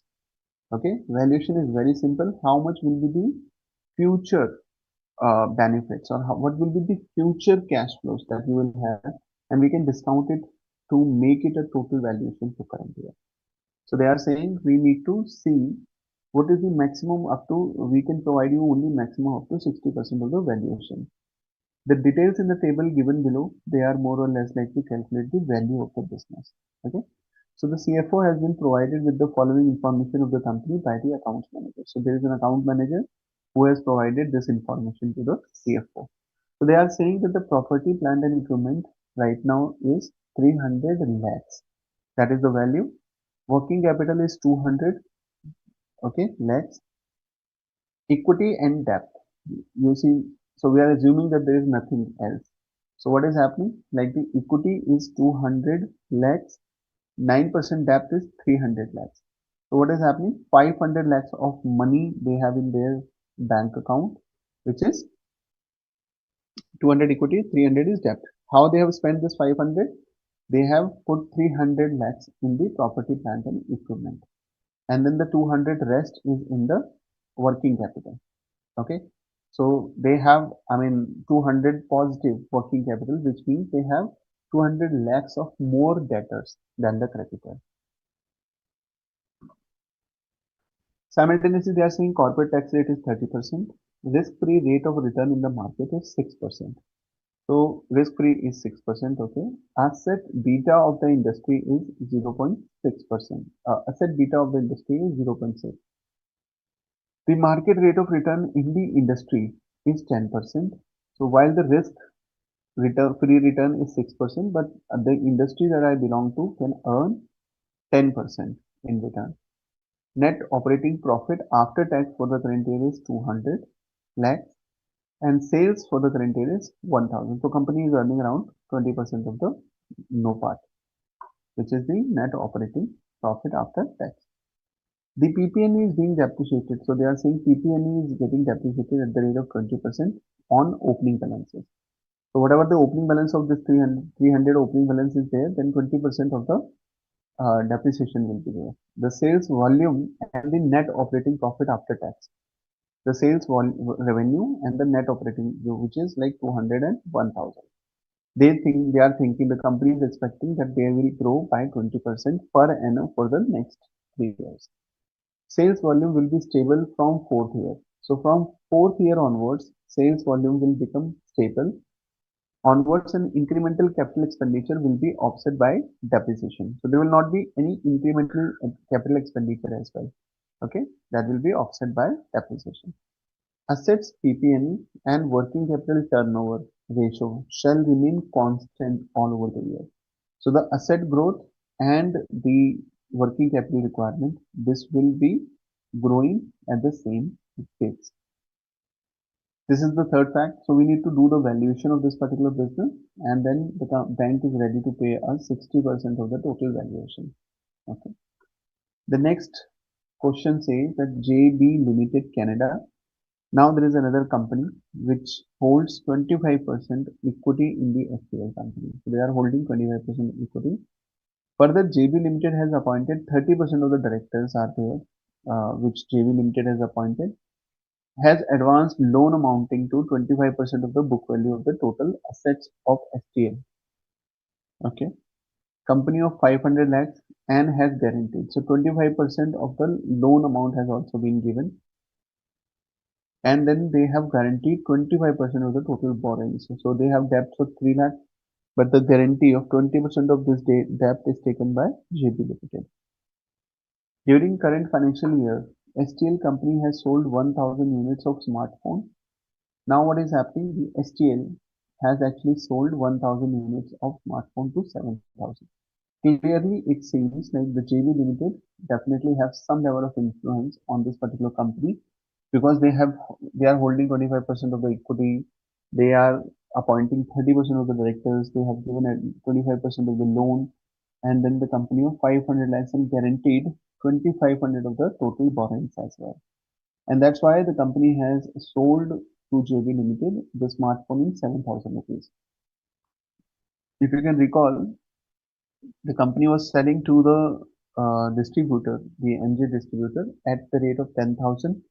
After a particular slab, they were reducing the price 9500 rupees, and after the again slab 90,000 rupees.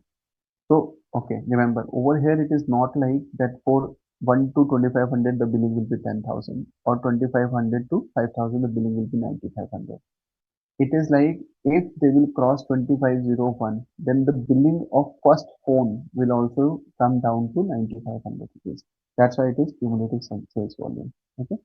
And that's why we need to consider the first 500 rupees as advance if the customer is making that payment. Okay. So, while the company to it's one of the biggest distributor, they are selling this in 9,000 rupees. The company is saying that for JB Limited, they have billed it at 7,000 rupees. The total cost, direct and indirect, for these 1,000 units transferred amounted to rupees 60 lakh. The total cost is actually 60 lakh rupees for these phones, 1,000 phones. So the company is saying 6,000 per phone was the cost, and we have added 1,000 rupees as the profit margin. So we are selling it in 10,000 rupees. However, STL company built CD Limited India, and now there is another unrelated party. Okay, now there is a similar company which is known as CD Limited India. This is an unrelated to STL company at the rate of 9,500 rupees. So while JB Limited got the same phone in 7,000 rupees, the STL India got it 9,500 rupees per unit of the smartphone, and then they earned a gross profit of 50% on its cost. Okay, so the company sold to CD Limited in 9,500 rupees, and the company actually earned 50% on its cost. Okay, so the cost will be somewhere around 6,000 rupees, right? Roughly. The transactions of STL company with JB Limited and CD Limited are comparable, subject to the following differences. So question says that these two transactions, they are similar in nature with few differences because of which the price may differ. So in these kind of questions, it is more or less like what can be the arm's length price for JB Limited. It means even though the company is selling the same product in 7,000 rupees, but considering these kind of terms and conditions, and there is an unrelated party which whereby the billing is happening at 9,500 rupees. If we will adjust all of this, then what should be the cost or the arm's length price for the JP Limited? Okay, so we'll see what is actually given. STL company derives technology support from JB Limited, but there is no such support from CB Limited. Okay, so this company is getting some technology support, so there has to be some discount which we need to give. So the value of the technology support is estimated at 12% of the normal gross profit. So they are saying 12% of the normal gross profit is what the company is providing the technological support.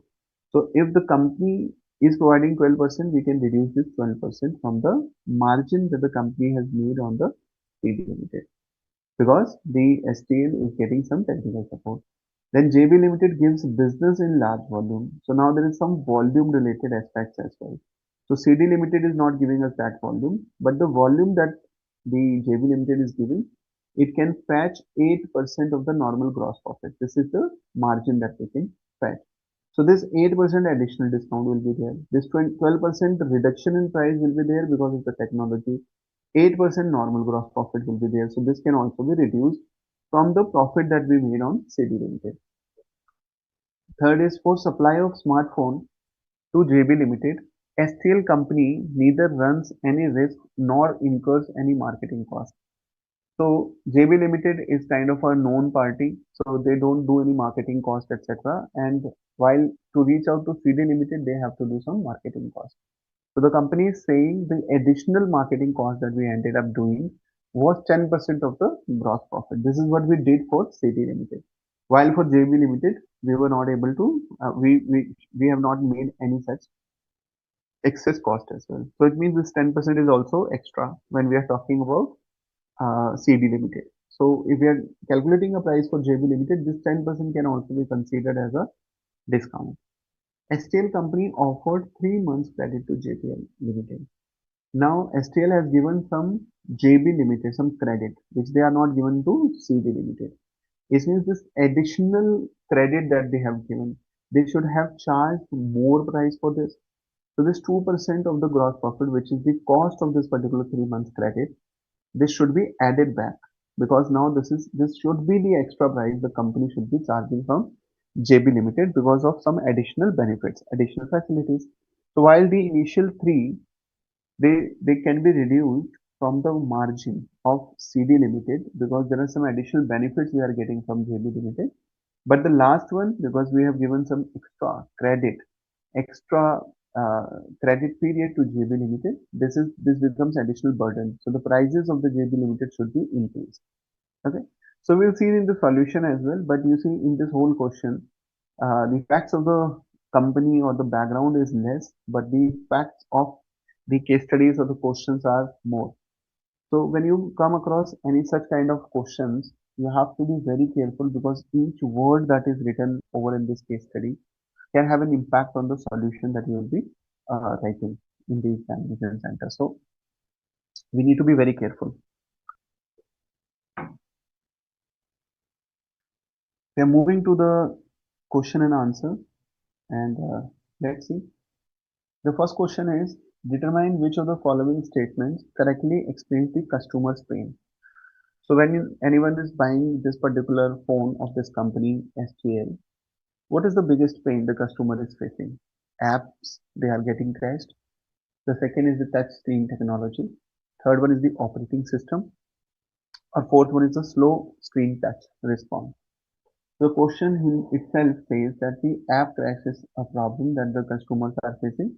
To improve on this app crash problem, the company is coming up with better touchscreen technology and a enhanced operating system. But the problem that customers are facing, the pain of the customer is the app crash. So we'll quickly go to the solutions as well so that you can kind of relate to the solutions. The solution for the first one is the app crash, which goes like customers are experiencing issues with app crashes, causing significant inconvenience and leading to dissatisfaction among users.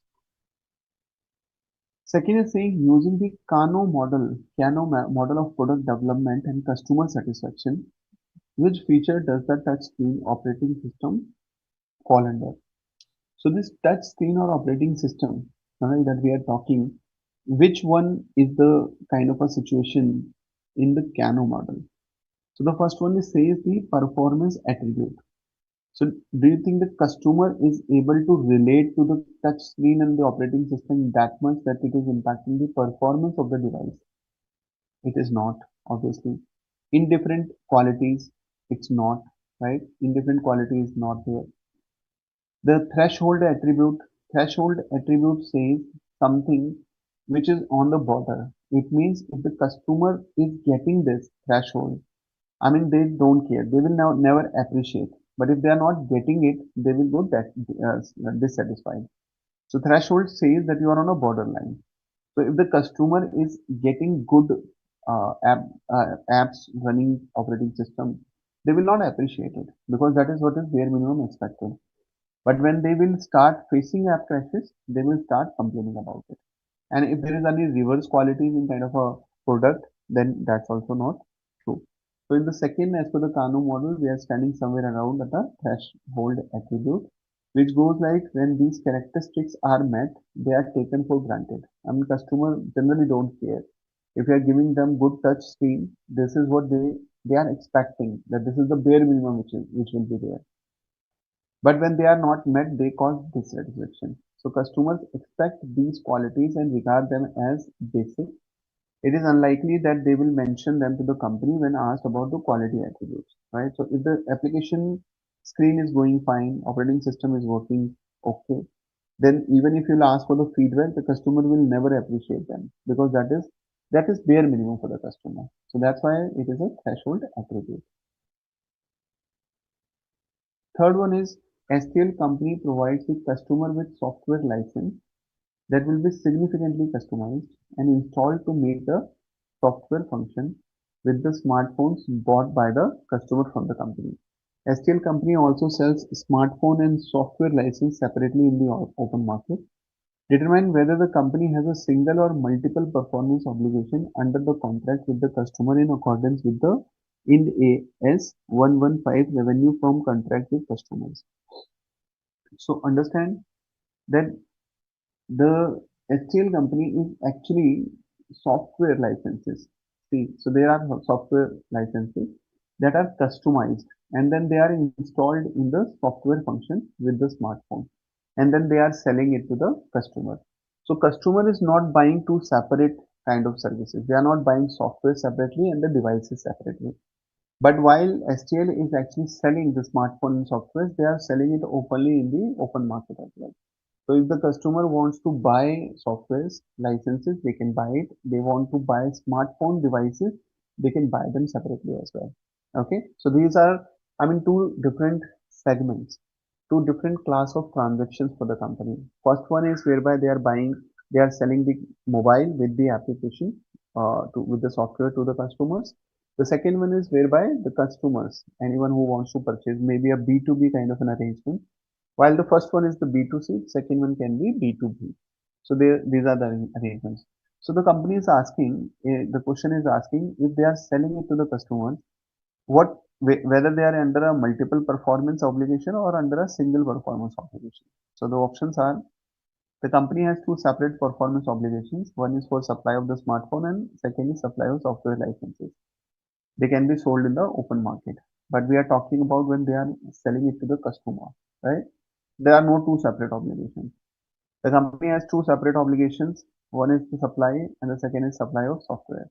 Again, we are sitting at a single performance obligation. I mean, customer is not considering the application or the software or the device separately. It's just a single performance obligation. If I'm buying a phone, I'm buying it as a single device. It is not like I have to run through two devices separately. License is significantly customized to function with the smart function. And then the next is, the company has single performance obligation for smartphone and software license because they are sold to the same customer at the same time. So the answer to this question is basically we are talking about that the company has the single performance obligation for smartphones and software licenses because license is significantly customized to function with the smartphone. It cannot be kind of separately sold for this particular mobile. So if, I mean, it is not only like they are selling it separately, but this is designed in such a manner that they are specifically customized for the mobile phone, right? So if somebody is buying those softwares outside, then probably they can install it on, let us suppose, computer, on desktops and all, but they are specifically designed for this mobile. So we just cannot separate them. Two separate models are not there, and that's why the answer is that the company is under a single performance obligation. Okay.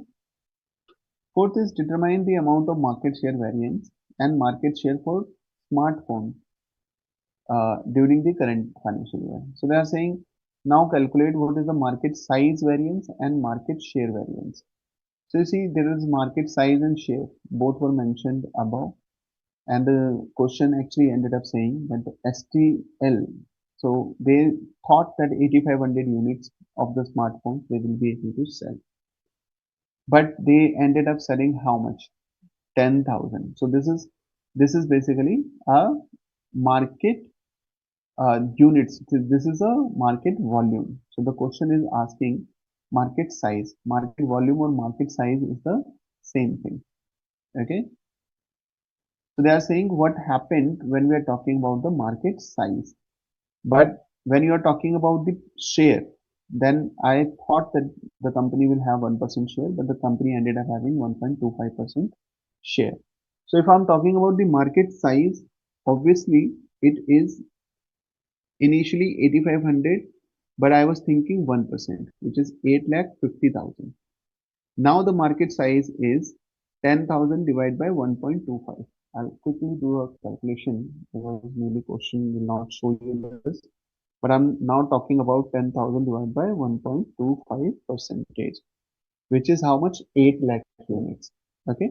So the company initially thought that they will be able to have a market size of 8,50,000 smartphones, but they ended up getting a market size of 8 lakh smartphones only. So there is a market size reduction. So it means there is an adverse impact. And how much adverse impact is there? 500 units. They were sold less. But initially I thought I will only have 1% kind of uh, output, 1% of the share, market share. So the point is basically out of this market size reduction, how much is the contribution, whether I gained it or I lost it.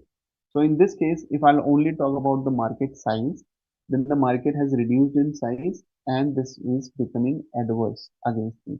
So this is how you need to calculate. So when we are talking about the market size variation, the actual industry set, okay, so it is mentioned here.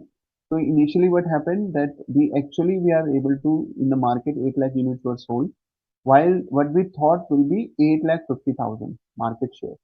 So we thought the 8 lakh minus 50,000, 50,000 reduced sale of the units were there, and my share was 1% of it. So 50,000, 1% is how much? 500. So I ended up selling less units, 500 less units because of the reduction in the market size. Okay. And my contribution on per mobile was 2000 rupees. So it is 10 lakh rupees of the market size variance. And this is not in favor. This is against me because the market size reduced. So the market size variance is 10 lakhs adverse. When I'm talking about market share, remember what happened in the market share?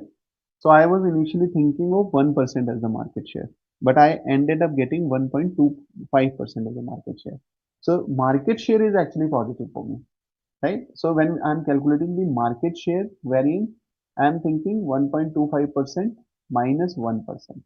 It means I gained 0.25% extra of the market that I budgeted. Okay. So 0.25% multiplied by 8 lakh, this was the market that I budgeted, multiplied by my contribution margin. So 40 lakh rupees is in my favor. So if I'm thinking about the market share is actually reduced. So I lost some money. The amount is 10 lakh. That's why it is adverse. But when I'm talking about market share, I ended up gaining more share in the market. It is in my favor and I earned 40 lakh rupees because of the market share variance. So the correct answer is A. Market size variance is 10 lakhs while the market share variance is 40 lakhs. This is adverse, this is favorable. So this is how we calculate it. Now coming back to the next question. I hope you are understanding as well because you see these kind of questions they are very technically uh, engaging, I will say. So you need to be very careful about all the facts. Everything that is mentioned in the question has some kind of impact on the answers that will be deriving. So that's what I was telling you.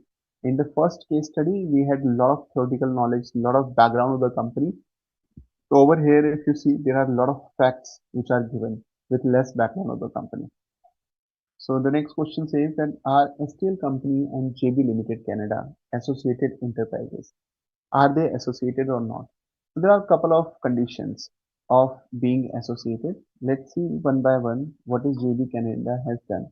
So JB Canada holding 25% equity, appointed 30% of directors, advance loan 25% of the book values, and guaranteed 25% of the total borrowings.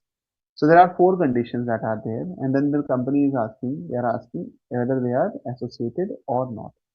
Yes, STL Company and JB Limited Canada are associated enterprises because JB Limited Canada holds. So first point is holding 25%, okay, which is 20% more than 20%. Second says that because they have guaranteed 25%, which is more than 10%. Third is saying that they have given the loan, which is basically, and that's why. Fourth is saying they are not related. The answer is the borrowings is something that we should be focusing upon because the other conditions are not getting met. So as per section 92A, it says like if one entity holds more than 26% of the voting power of the other entity, then they are associated. In this company, it is 25% only. Okay, so they are not associated because of the first condition. In the second, if one entity has advanced loan 50%, 51% or more of the book value, but they have given how much? They have given 25% of the book value. So this condition is also not meeting. Third says that if one entity has appointed more than half of the directors, but they have appointed only 30% of the directors. And then fourth is saying then if one entity guaranteed 10% or more of the total borrowings. So this condition is met because they have given 25% of the total borrowings. And that's how they have been associated. Now, since they are associated, the laws of transfer pricing will be there. It is not an unrelated company now. Okay. So when it's not an unrelated company, it's then the transfer pricing laws will be attracted. Okay. So now there are three descriptive questions, and as we discussed earlier, that these descriptive questions, even though in this situation there is not a lot that you will be writing, there is a lot of calculation which will be inside. But descriptive answers that are given in the case studies, they are more or less like to give you a factual representation on how to draft the answers, how to write the answers in the question. So we'll move to the sixth question, which is a descriptive question. So Softtech Limited (STL) has actually sold 2,000 units of smartphones to distributor NJ for the half year. So the company actually they are making half yearly bookkeeping and then the annual. So they are saying till the half yearly bookkeeping, out of the 4,500 units of the smartphone, the company sold only 2,000. So what the question is trying to say that 2,000 units are sold in the first half, while the 2,500 are sold in the second half. So determine the transaction price and the amount of revenue to be recognized by Softtech for the half year ending 30th and then 31st March in accordance with the Ind AS 115. So if we'll go there, I mean, this is what I explained while reading the case study itself, that what is happening if you are selling like 4,500 units and you are selling 2,000 units in the first half, then those 2,000 units will be billed at 10,000 rupees. It means the client will pay you 20 lakh rupees. 2,000 multiplied by 10,000. The problem is 2 crore rupees, sorry. The problem is actually that whatever amount you will be receiving initially, right? Since you know the company will have a projection that 4,000 units will be sold. So they know if the company will buy 4,000 units, the price, effective price should be 9,500. So the 500 rupees that they are receiving on the 2,000 units in the first half of the year, that is not a revenue actually. That's an advance from the customer. Okay. So we need to read very carefully the contractual arrangement. But if it is like in any case, the first 2,500 phones will be billed at 10,000 rupees only, then this will not be applicable, what we are discussing here. The company is saying they are the cumulative sales volume, right? So the moment you will reach out to 2501 as the mobile number, the as a volume, the first sale, the first mobile which was sold will also be valued or will be billed at 9,500. So in this case, obviously, the answer is that this 500 will be required to be booked as a advance. And then the next 2,500 with the sales which will be happening, they will be happening at 9,500 rupees. And the advance that the company has received earlier, it will be adjusted. So these will be the accounting entries that needs to be passed. So on 30th September, how the things will happen? The company will receive 2 crore rupees because 10,000 into 2,000. But the sales will still be booked at 1.9 crores. The reason is because those 500 rupees, they are not actually sales, but they are the advance from the customers. Okay, 10 lakh. Now on 31st March, the company have to book the revenue for the complete year. So the revenue for the complete year will be 4,500 rupees multiplied by 9,500. Oh, sorry, 4,500 units multiplied by 9,500 rupees, which is 4.275 crores. The company has already received 10 lakh rupees of an advance. So 10 lakh rupees of advance will come here. And then whatever the difference is, they will receive from the customer. So the bank or receive whatever. So this is how this particular sales parameters are impacting our question. Okay. Now the next question is little complex. Okay, we need to do little. We need to be little open-minded to be very honest. I mean, it's little complex, so pay more attention to this question.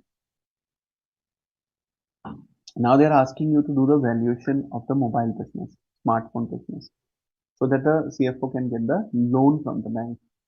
So if you see, there are multiple factors which are given for doing the valuation. I will again quickly repeat the 60% of the valuation of the smartphone. This is the loan limit. So the bank can approve only 60% of the valuation. The valuation is how much money is available with the company in the future, in the long run, right? So this is how you value the smartphone business. Like to give an example, if you need to pay 1 lakh rupees to someone every year till perpetuity, till the infinite time, right? Then instead of paying 1 lakh rupees every year, you can discount that 1 lakh rupees in exchange of risk-free return or market rate of return or weighted average capital, depends on the kind of a scenario or environment. Let us suppose that return is 10%. It means your your customer says or your counterparty says that instead of paying me 1 lakh rupees every year with a 10% of the market return, what is the value of this money? What, how much money will be there if you can give me in one go that can give me 1 lakh rupees of return forever? Then the answer will be 1 lakh divided by 10%. That's how you discount infinite payout. If we have something which we have to discount till perpetuity, instead of doing a discounting for every year till perpetuity, what we do to calculate the present value, we divide it with that particular return. So like if I need to pay 1 lakh rupees to someone till perpetuity, instead of doing this every year, I can pay 10 lakh rupees to someone and then our deal can be closed. It is if it is 10%. But if it is the 6% is the bank FD rate or something risk-free return, then I have to pay more because then I'll have to do the calculation 1 lakh divided by 6%. Then it will not be like 10%. I hope you got this right. So this is the valuation way. So if somebody says my business will be earning 1 lakh rupees till perpetuity, the business valuation is very simple. 1 lakh divided by risk free or my business is there, so weighted average capital, cost of capital for my business, right? So the facts are all around this. They say like 300 is the property, 200 is the working capital, equity is 200 and debt is 300. So this is 40 and 60% of equity and debt. It means when you will be calculating weighted average cost of capital, you will need to do 40% on equity and 60% on debt. The tax return is 30%, which will be a savings on 9% because the debt is not actually 9%. Then the interest that I'll be paying, I will have some corporate tax return in the rate. So the effective return on the debt, interest rate on the debt is 9% multiplied by 70%. I hope you got it right. So this is how we calculate. Risk-free return from the market is 6%. Asset beta of the industry is 0.6. Market rate of the return in the industry is 10%, right? So market rate of the industry. While the risk-free return is 6%, my industry is earning 10%. And net operating profit after tax is 200 and sales revenue for the current is 1000. There are few assumptions as well, which goes like the PP&E is being depreciated at the rate of 20% per annum on opening balances. So depreciation is 20%. Sales revenue and NOPAT would grow at the rate of 20% per annum. So sales revenue, because of the company is now creating a future model of the business. So when you do modeling of the business, the money that you are planning to receive from the bank, you need to consider it. So you are saying if I will put that money, how the business will grow. So you are saying the business will grow with 20% per annum for the next 3 years. But after that 3 years, the sales revenue will be stable from fourth year onwards. And the incremental capital expenditure, if any that we are planning, that will also be offset by the depreciation. So the company is saying that till 3 years this growth will remain there. After 3 years, it will be a constant. Whatever stage we will be at the 3 years, it will remain constant. Asset PP&E and working capital, they will also increase. So my PP&E will also need some investment. My capital turnover ratio will also need some investment. So be careful here. Now, with all these facts, We will quickly see how the calculations are done.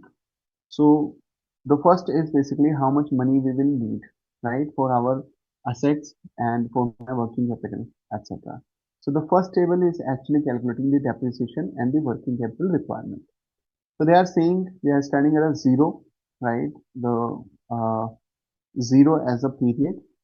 At the end of the first year, what will happen? I have opening balance of PP&E 300, but depreciation is how much? 20%. So 20% is 60 will be reduced. My PP&E investment will also grow with 20%. So for first year it will be 300, second year it will be 360, third year it will be 432, and the fourth year opening. It means third year's closing 518.40. So what I need to do, if it is the first year's opening, on this 60, 20% is the depreciation. So my closing balance will be 240. But the next year I need to have 360 as my PP&E. It means I have to invest further in my PP&E, that is amount of 120. I hope you got it. I mean, it's not that complex, but it's an easy thing. I'll again explain. This is like 300 is what my opening balance was. I need to grow my PP&E by 20%. So 300, second year it will be 360, 432 and 500, 18.4. Now, if it is 360 is the depreciation, so my closing balance will be 240, but I need the opening balance at 360 because of the growth. So during the year, I have to purchase 120 rupees of PP&E more. And in the same manner, I have to purchase this 144 for second year. For third year, I have to purchase for 172.80. And for the next year, I need to purchase 103 because thereafter it is stagnant.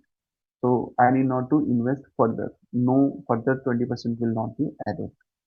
Simultaneously, this will become the closing balance, which is the opening actually for the next year, right? So you see, this will be the opening. This is how the things will work.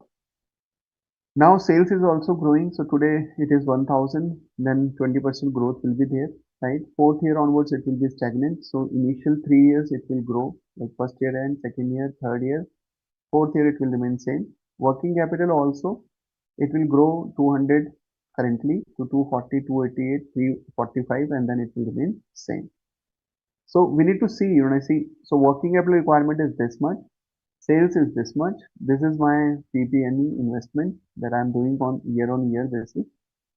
Now, how much is the free cash flow that I have that I need to calculate every year? How much is the free cash flow? So I have the profit, which is 240. They are saying the profit will grow by 20%.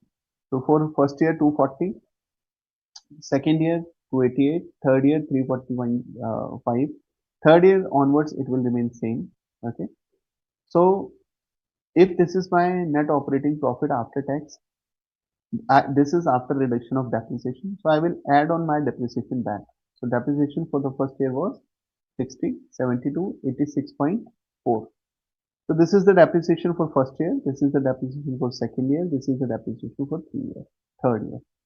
Now, my cash flow to calculate the cash flow, what I am doing, the profit, I am adding back depreciation because it's a non-cash item. Okay. But then out of the money that I have, I need to reinvest in my property. So PP&E. So I need to invest 120 rupees over here, 145 here, 172 point here. In the same manner, I have to invest in my working capital as well, which is the difference of 240 to 240 rupees, 288 to 40 rupees 48, and then so on. So 56, 7.6. In the terminal year, I need not to do anything, 345. So how much money I will be left? What are the free cash flows for my business? It is like when I'm saying 1 lakh rupees I will give you net, which I was telling you. So I was talking about like if I have to give first year 140 rupees, second year 168 rupees, third year 200 rupees, and then thereafter I need to give you 345 rupees forever till infinity. Then what I can do, I can discount this for 1 year's discount rate. I can discount this for 2 years discount rate. I can discount this for 3 years discount rate. But when I'm discounting this, I cannot discount this with 3 years discounting rate because this is available for perpetuity throughout my life. So what I need to do is to calculate the market value of this, to calculate the capital value of this amount. First, I need to divide this with the third year of discounting rate, which I mentioned if 1 lakh rupees to be given to perpetuity, I can divide it with 10% and the 10 lakh rupees will be the amount. So this is going to be happening at third year. So I need to discount this with a discounting factor of third year, right? So this is how the calculation will happen. But what is the discount rate which I'm going to use? Since I'm talking about a company, I'm not going to take the risk-free return. I'm not going to take the market return of the industry. I will definitely say that even if the industry is growing or let us suppose giving us a return of 10%, right? What is my company's delta? I mean, how I am responding to the industry returns. That is known as delta. So what is my equity beta? What is my asset delta and all? Basis that for my company, what is the interest? What is the discounting rate? What is the rate of return? What is the cost of capital that I will have? So to calculate the cost of capital, I need to have the equity beta. Equity beta is basically the asset beta, and then you can multiply it with 1 plus debt equity ratio after tax, right? So you see, my asset beta given is in the question is 0.6, and then 1 plus 1.5 is my debt equity ratio, which is debt is 300, equity is 200, and then this is the tax. So if I'll do a calculation, my equity beta comes as 1.23. Okay. But cost of equity is coming, cost of equity is basically my risk-free return, and then whatever my equity beta is, right? So this is what I'm earning from the risk-free rate of return. The excess return that I have, since my beta is favorable, so I'll be earning, right, more than the industry. So what is happening actually in this case that I'll end up, so while my industry is earning 10%, since I have a favorable equity beta, I will end up earning 10.92% better than my industry. And how I have calculated 6% is the risk free. And then what is the difference of the market and the risk free? My beta is multiplied with that. So 10.92%. Cost of debt after, so cost of debt is basically I told you 9% was the debt, but I'll get a 30% return in the form of tax. So this is 6.3. Now my cost of equity is 10.92. Okay. My cost of debt is 6.3. Then what is my weighted average cost of capital? So weighted average cost of capital is that 6.3% is available for 60% of the portion. I have 60% debt and I have 40% equity. So if I'll do the calculation, 60% debt 6.3 of 6.3 and 40% on 10.92. So what will happen in that case? The weighted average is coming as 8.148. So this is my company's weighted average cost of capital. Okay.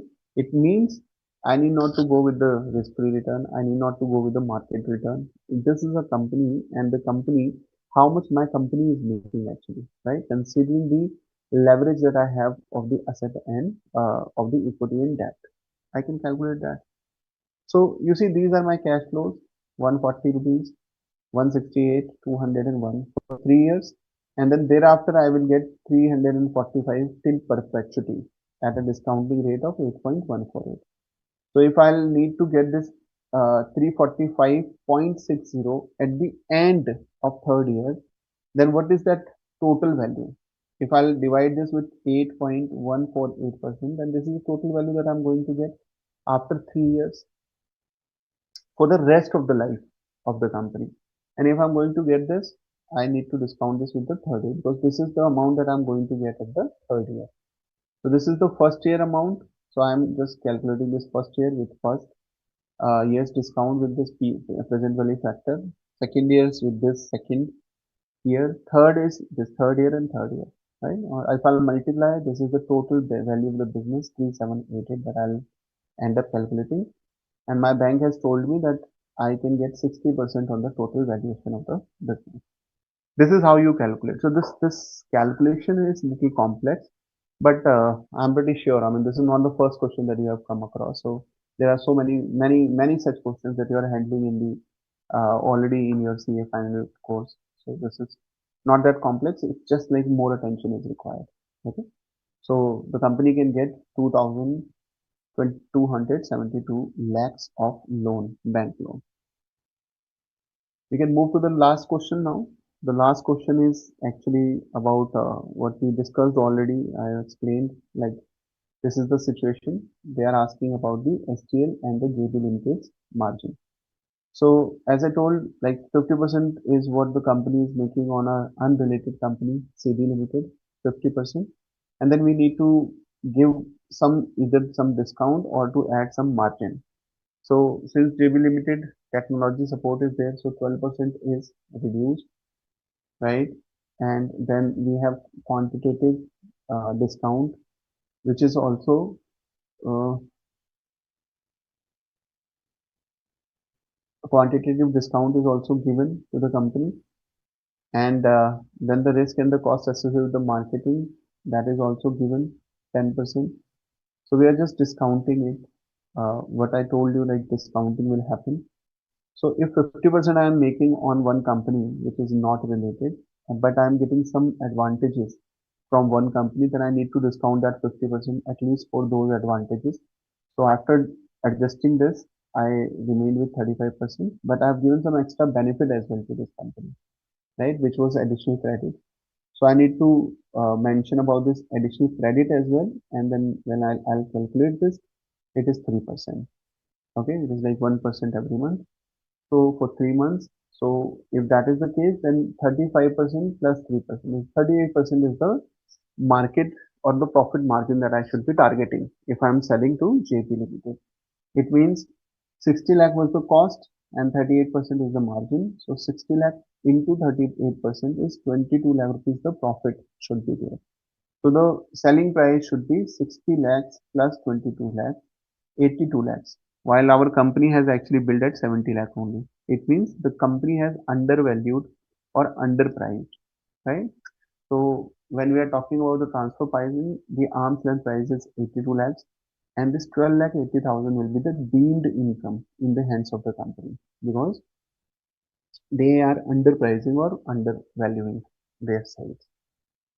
So this is how you calculate when somebody is asking about the transfer pricing or the arm's length price for this particular company.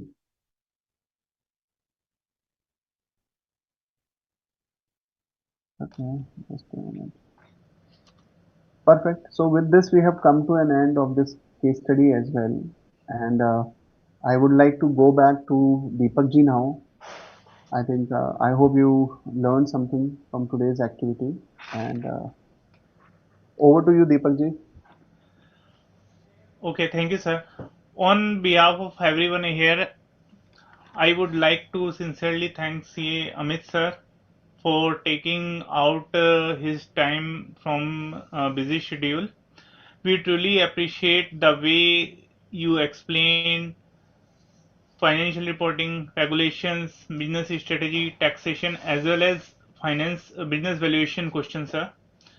Your examples made it clear that real business decisions are not related to one subject alone, but it is being taken in a holistic manner. This paper teaches us to connect with dots. Sir, your insights have given us clarity and confidence, and we are grateful for your guidance, sir. Thank you so much, sir. Now, students, please go ahead Thank, and raise your queries, thanks sir. a lot. Yeah. Okay, so I'll wait for queries, but thanks a lot, Deepak ji, uh, for this gesture. So if there are any queries, we can address them or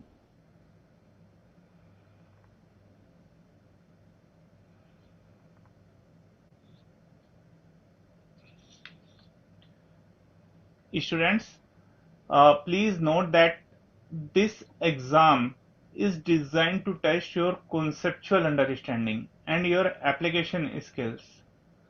Okay, it is not about to find definition, formulas, or concept just copying paste from your module.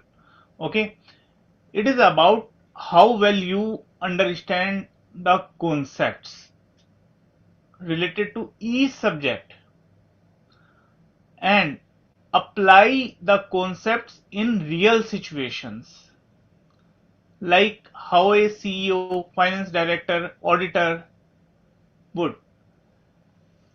Here you have to analyze complex and integrated scenarios using your thinking.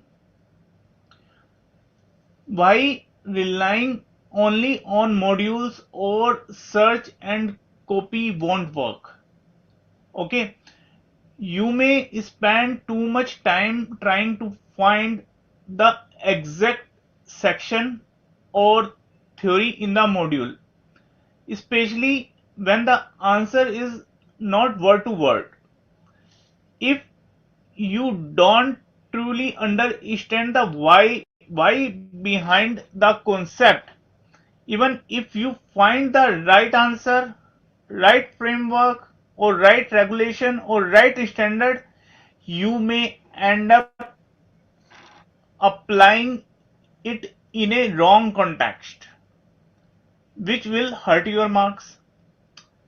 There may be situation you might answer the one question right or one MCQ in a right manner, but there is full chance you will run out of the time. Therefore, open book resources can be used in a proper manner. Okay, but in this situation, what should do instead? Here, one important thing is understanding of fundamental. Focus on understanding of fundamentals of each subject is very important, like how performance evaluation works, what strategic frameworks are applicable here, which standard. Okay, use case studies, practice question, and integrated scenarios to test yourself. The more you practice applying theory in a variety of situation or context, the more confident you will become. The ICAI's modules are excellent reference tool for practice, for revision, for clarity, or for supporting of your answer. But they are not meant to be your sole source of answer. You have to do practice and apply the concept accordingly.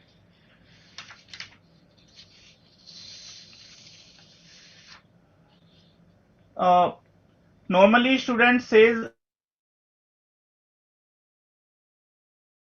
all during the Deepak sir, exam. should I Yeah. leave? I mean, you can continue and then. Yes sir, yes sir. Okay. Thanks a lot, everyone. All the very best, Thank students. you sir. Looking forward to discuss the next case study with you guys. Thank you, sir. Bye. Take care. Thank you. Bye. Students, please note that feel free to refer any study material you are comfortable with, any type of material. But it is advisable to carry the material that forms the foundation, that is base of your studies. It will be very helpful.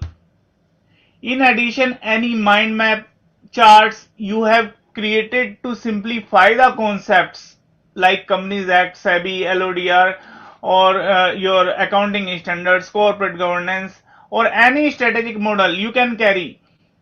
In fact, creating your own mind map is very important. But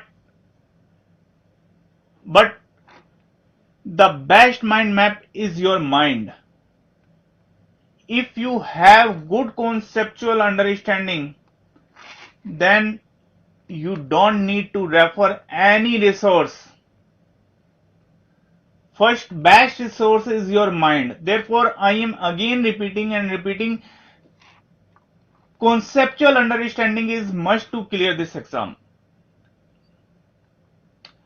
When you make the notes, diagram, index yourself, you remember the flow better and know exactly where to find what during in the exam. It helps you to link concepts quickly and apply it in pressure. Remember, the focus of the this exam is on application and analysis, not just on recall or just on memorization of concepts. So take only those materials that help you to apply what you have already understood.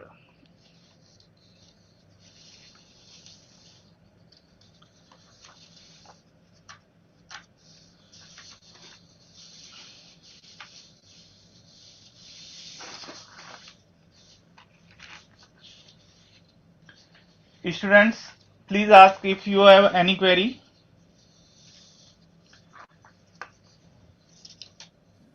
Sir, Yes. so can you please give us the 1.5 day exam strategy for this paper? Hmm. To handle IBS case studies, the first important step is to scan entire cases in one go. The initial reading helps you to determine whether you are able to handle the concepts. Okay? Remember, you have to select 4 out of 5 case studies. So identification of right case study is very important step here. While scanning, go through both MCQs as well as descriptive portion, because it will give you overall sense of the topics covered.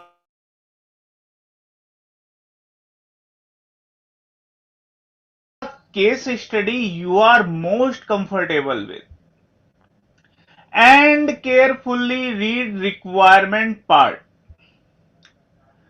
This will help you to understand the specific portion the examiner wants you to address.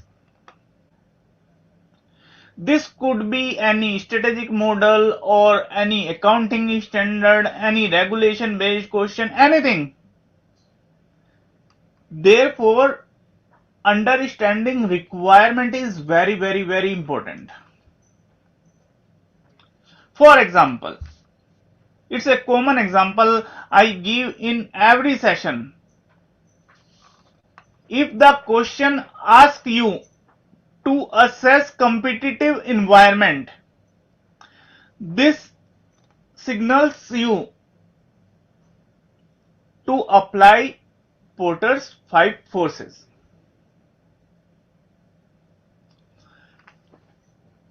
Start by sketching the 5 forces on your left hand side of your answer sheet. Then as you read, then start reading your case study. Everyone knows there are 5 forces in Porter's 5 force. Okay, note down all 5 forces on left hand side of your answer sheet. Then start reading case study. Okay, and identify key points related to each force and note down in the area.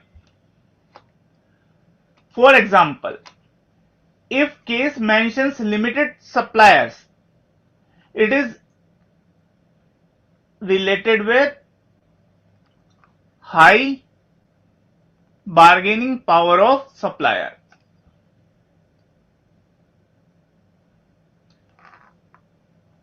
If there is mention that there are many competitors in fragmented market, this suggests high competitive rivalry. Make notes directly under each force. more relevant points are often concentrated in 1 or 2 paragraphs. If you read case study, you will find related content in 1 or 2 paragraphs only, which makes you correlation very easier. Similarly, for other descriptive questions, underline key information, highlight figures, and draw sketches wherever is required. This initial work will help you to reply the solution in a easier manner or in a qualitative manner. But here the question is how much to write. Now I am taking dummy example. Suppose this question says to assess competitive environment and it is having worth of 12 marks. Everyone knows there are 5 forces. Divide 12 marks in 5 forces. It means it will equal to 2.4 marks for each force. It means you have to write at least 2 or 3 points for each force to get full marks and finish the solution with proper conclusion. Always apply this way to this model. Okay, marks are awarded for application and conceptual understanding, not for rote memorization. For example, instead of simply listing threat of new entrants or explanation of bargaining power of buyer, bargaining power of supplier, you won't get any mark. You have to apply. You have to connect study material theory with concept and reply. Simply copying, pasting won't work. But application of concepts or theory will work. And this approach will be successful only when you have at least basic understanding of the concepts. And this concept is applicable on all subjects, all areas. If now I am taking FR example, okay, suppose the case mentions that a company has significant intangible assets through business combinations. Here, understanding of Ind AS 38, Ind AS 103, Ind AS 38 intangible assets and Ind AS 103 business combination allows you to explain how these assets should be recognized, measured and disclosed under financial statements. This links FR concepts directly with the case. Okay. Now, students, it is important to understand that open book resources are helpful only if you have conceptual clarity. I am repeating again and again. Without it, you may struggle to locate the correct module, find the relevant page, and apply the concept accurately. Some students worry about handling group 1 subjects. Why? Okay. Here I suggest select 1 or 2 papers from group 1 strategically. For example, if you focus on FR, even sometimes I also suggest FR because it is not only highly relevant for your IBS case study, but it will also help you in when you will become chartered accountant. think from that perspective. In IBS, many questions involve interpreting financial statements, linking accounting treatment with strategy, and even for regarding analyzing corporate disclosures. All areas are relevant. Additionally, here it is important to review past examination question papers. It will help you to get understanding of trend. For example, question related to AFM. Foreign exchange questions are regularly asked in examinations. If a company is having international operation, then it is sure you may get questions from either from custom or from your forex area, from AFM, or even you may also get questions from FEMA. If international operations can be connected in any case study, it is not like winding up of a company.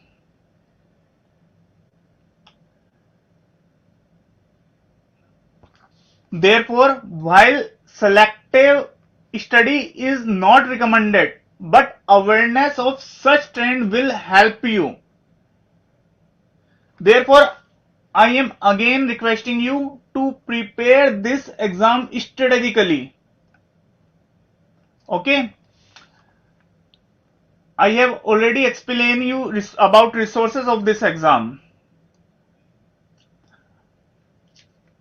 By following this approach, you can handle this paper confidently, efficiently, and successfully.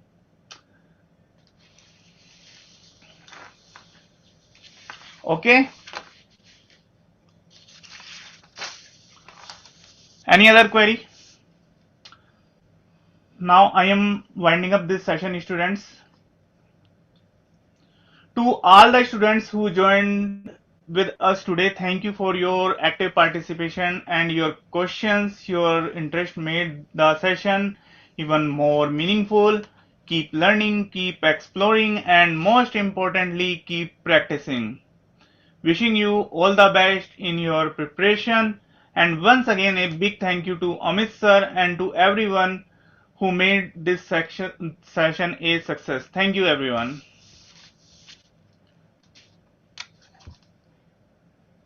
Session over. Yes.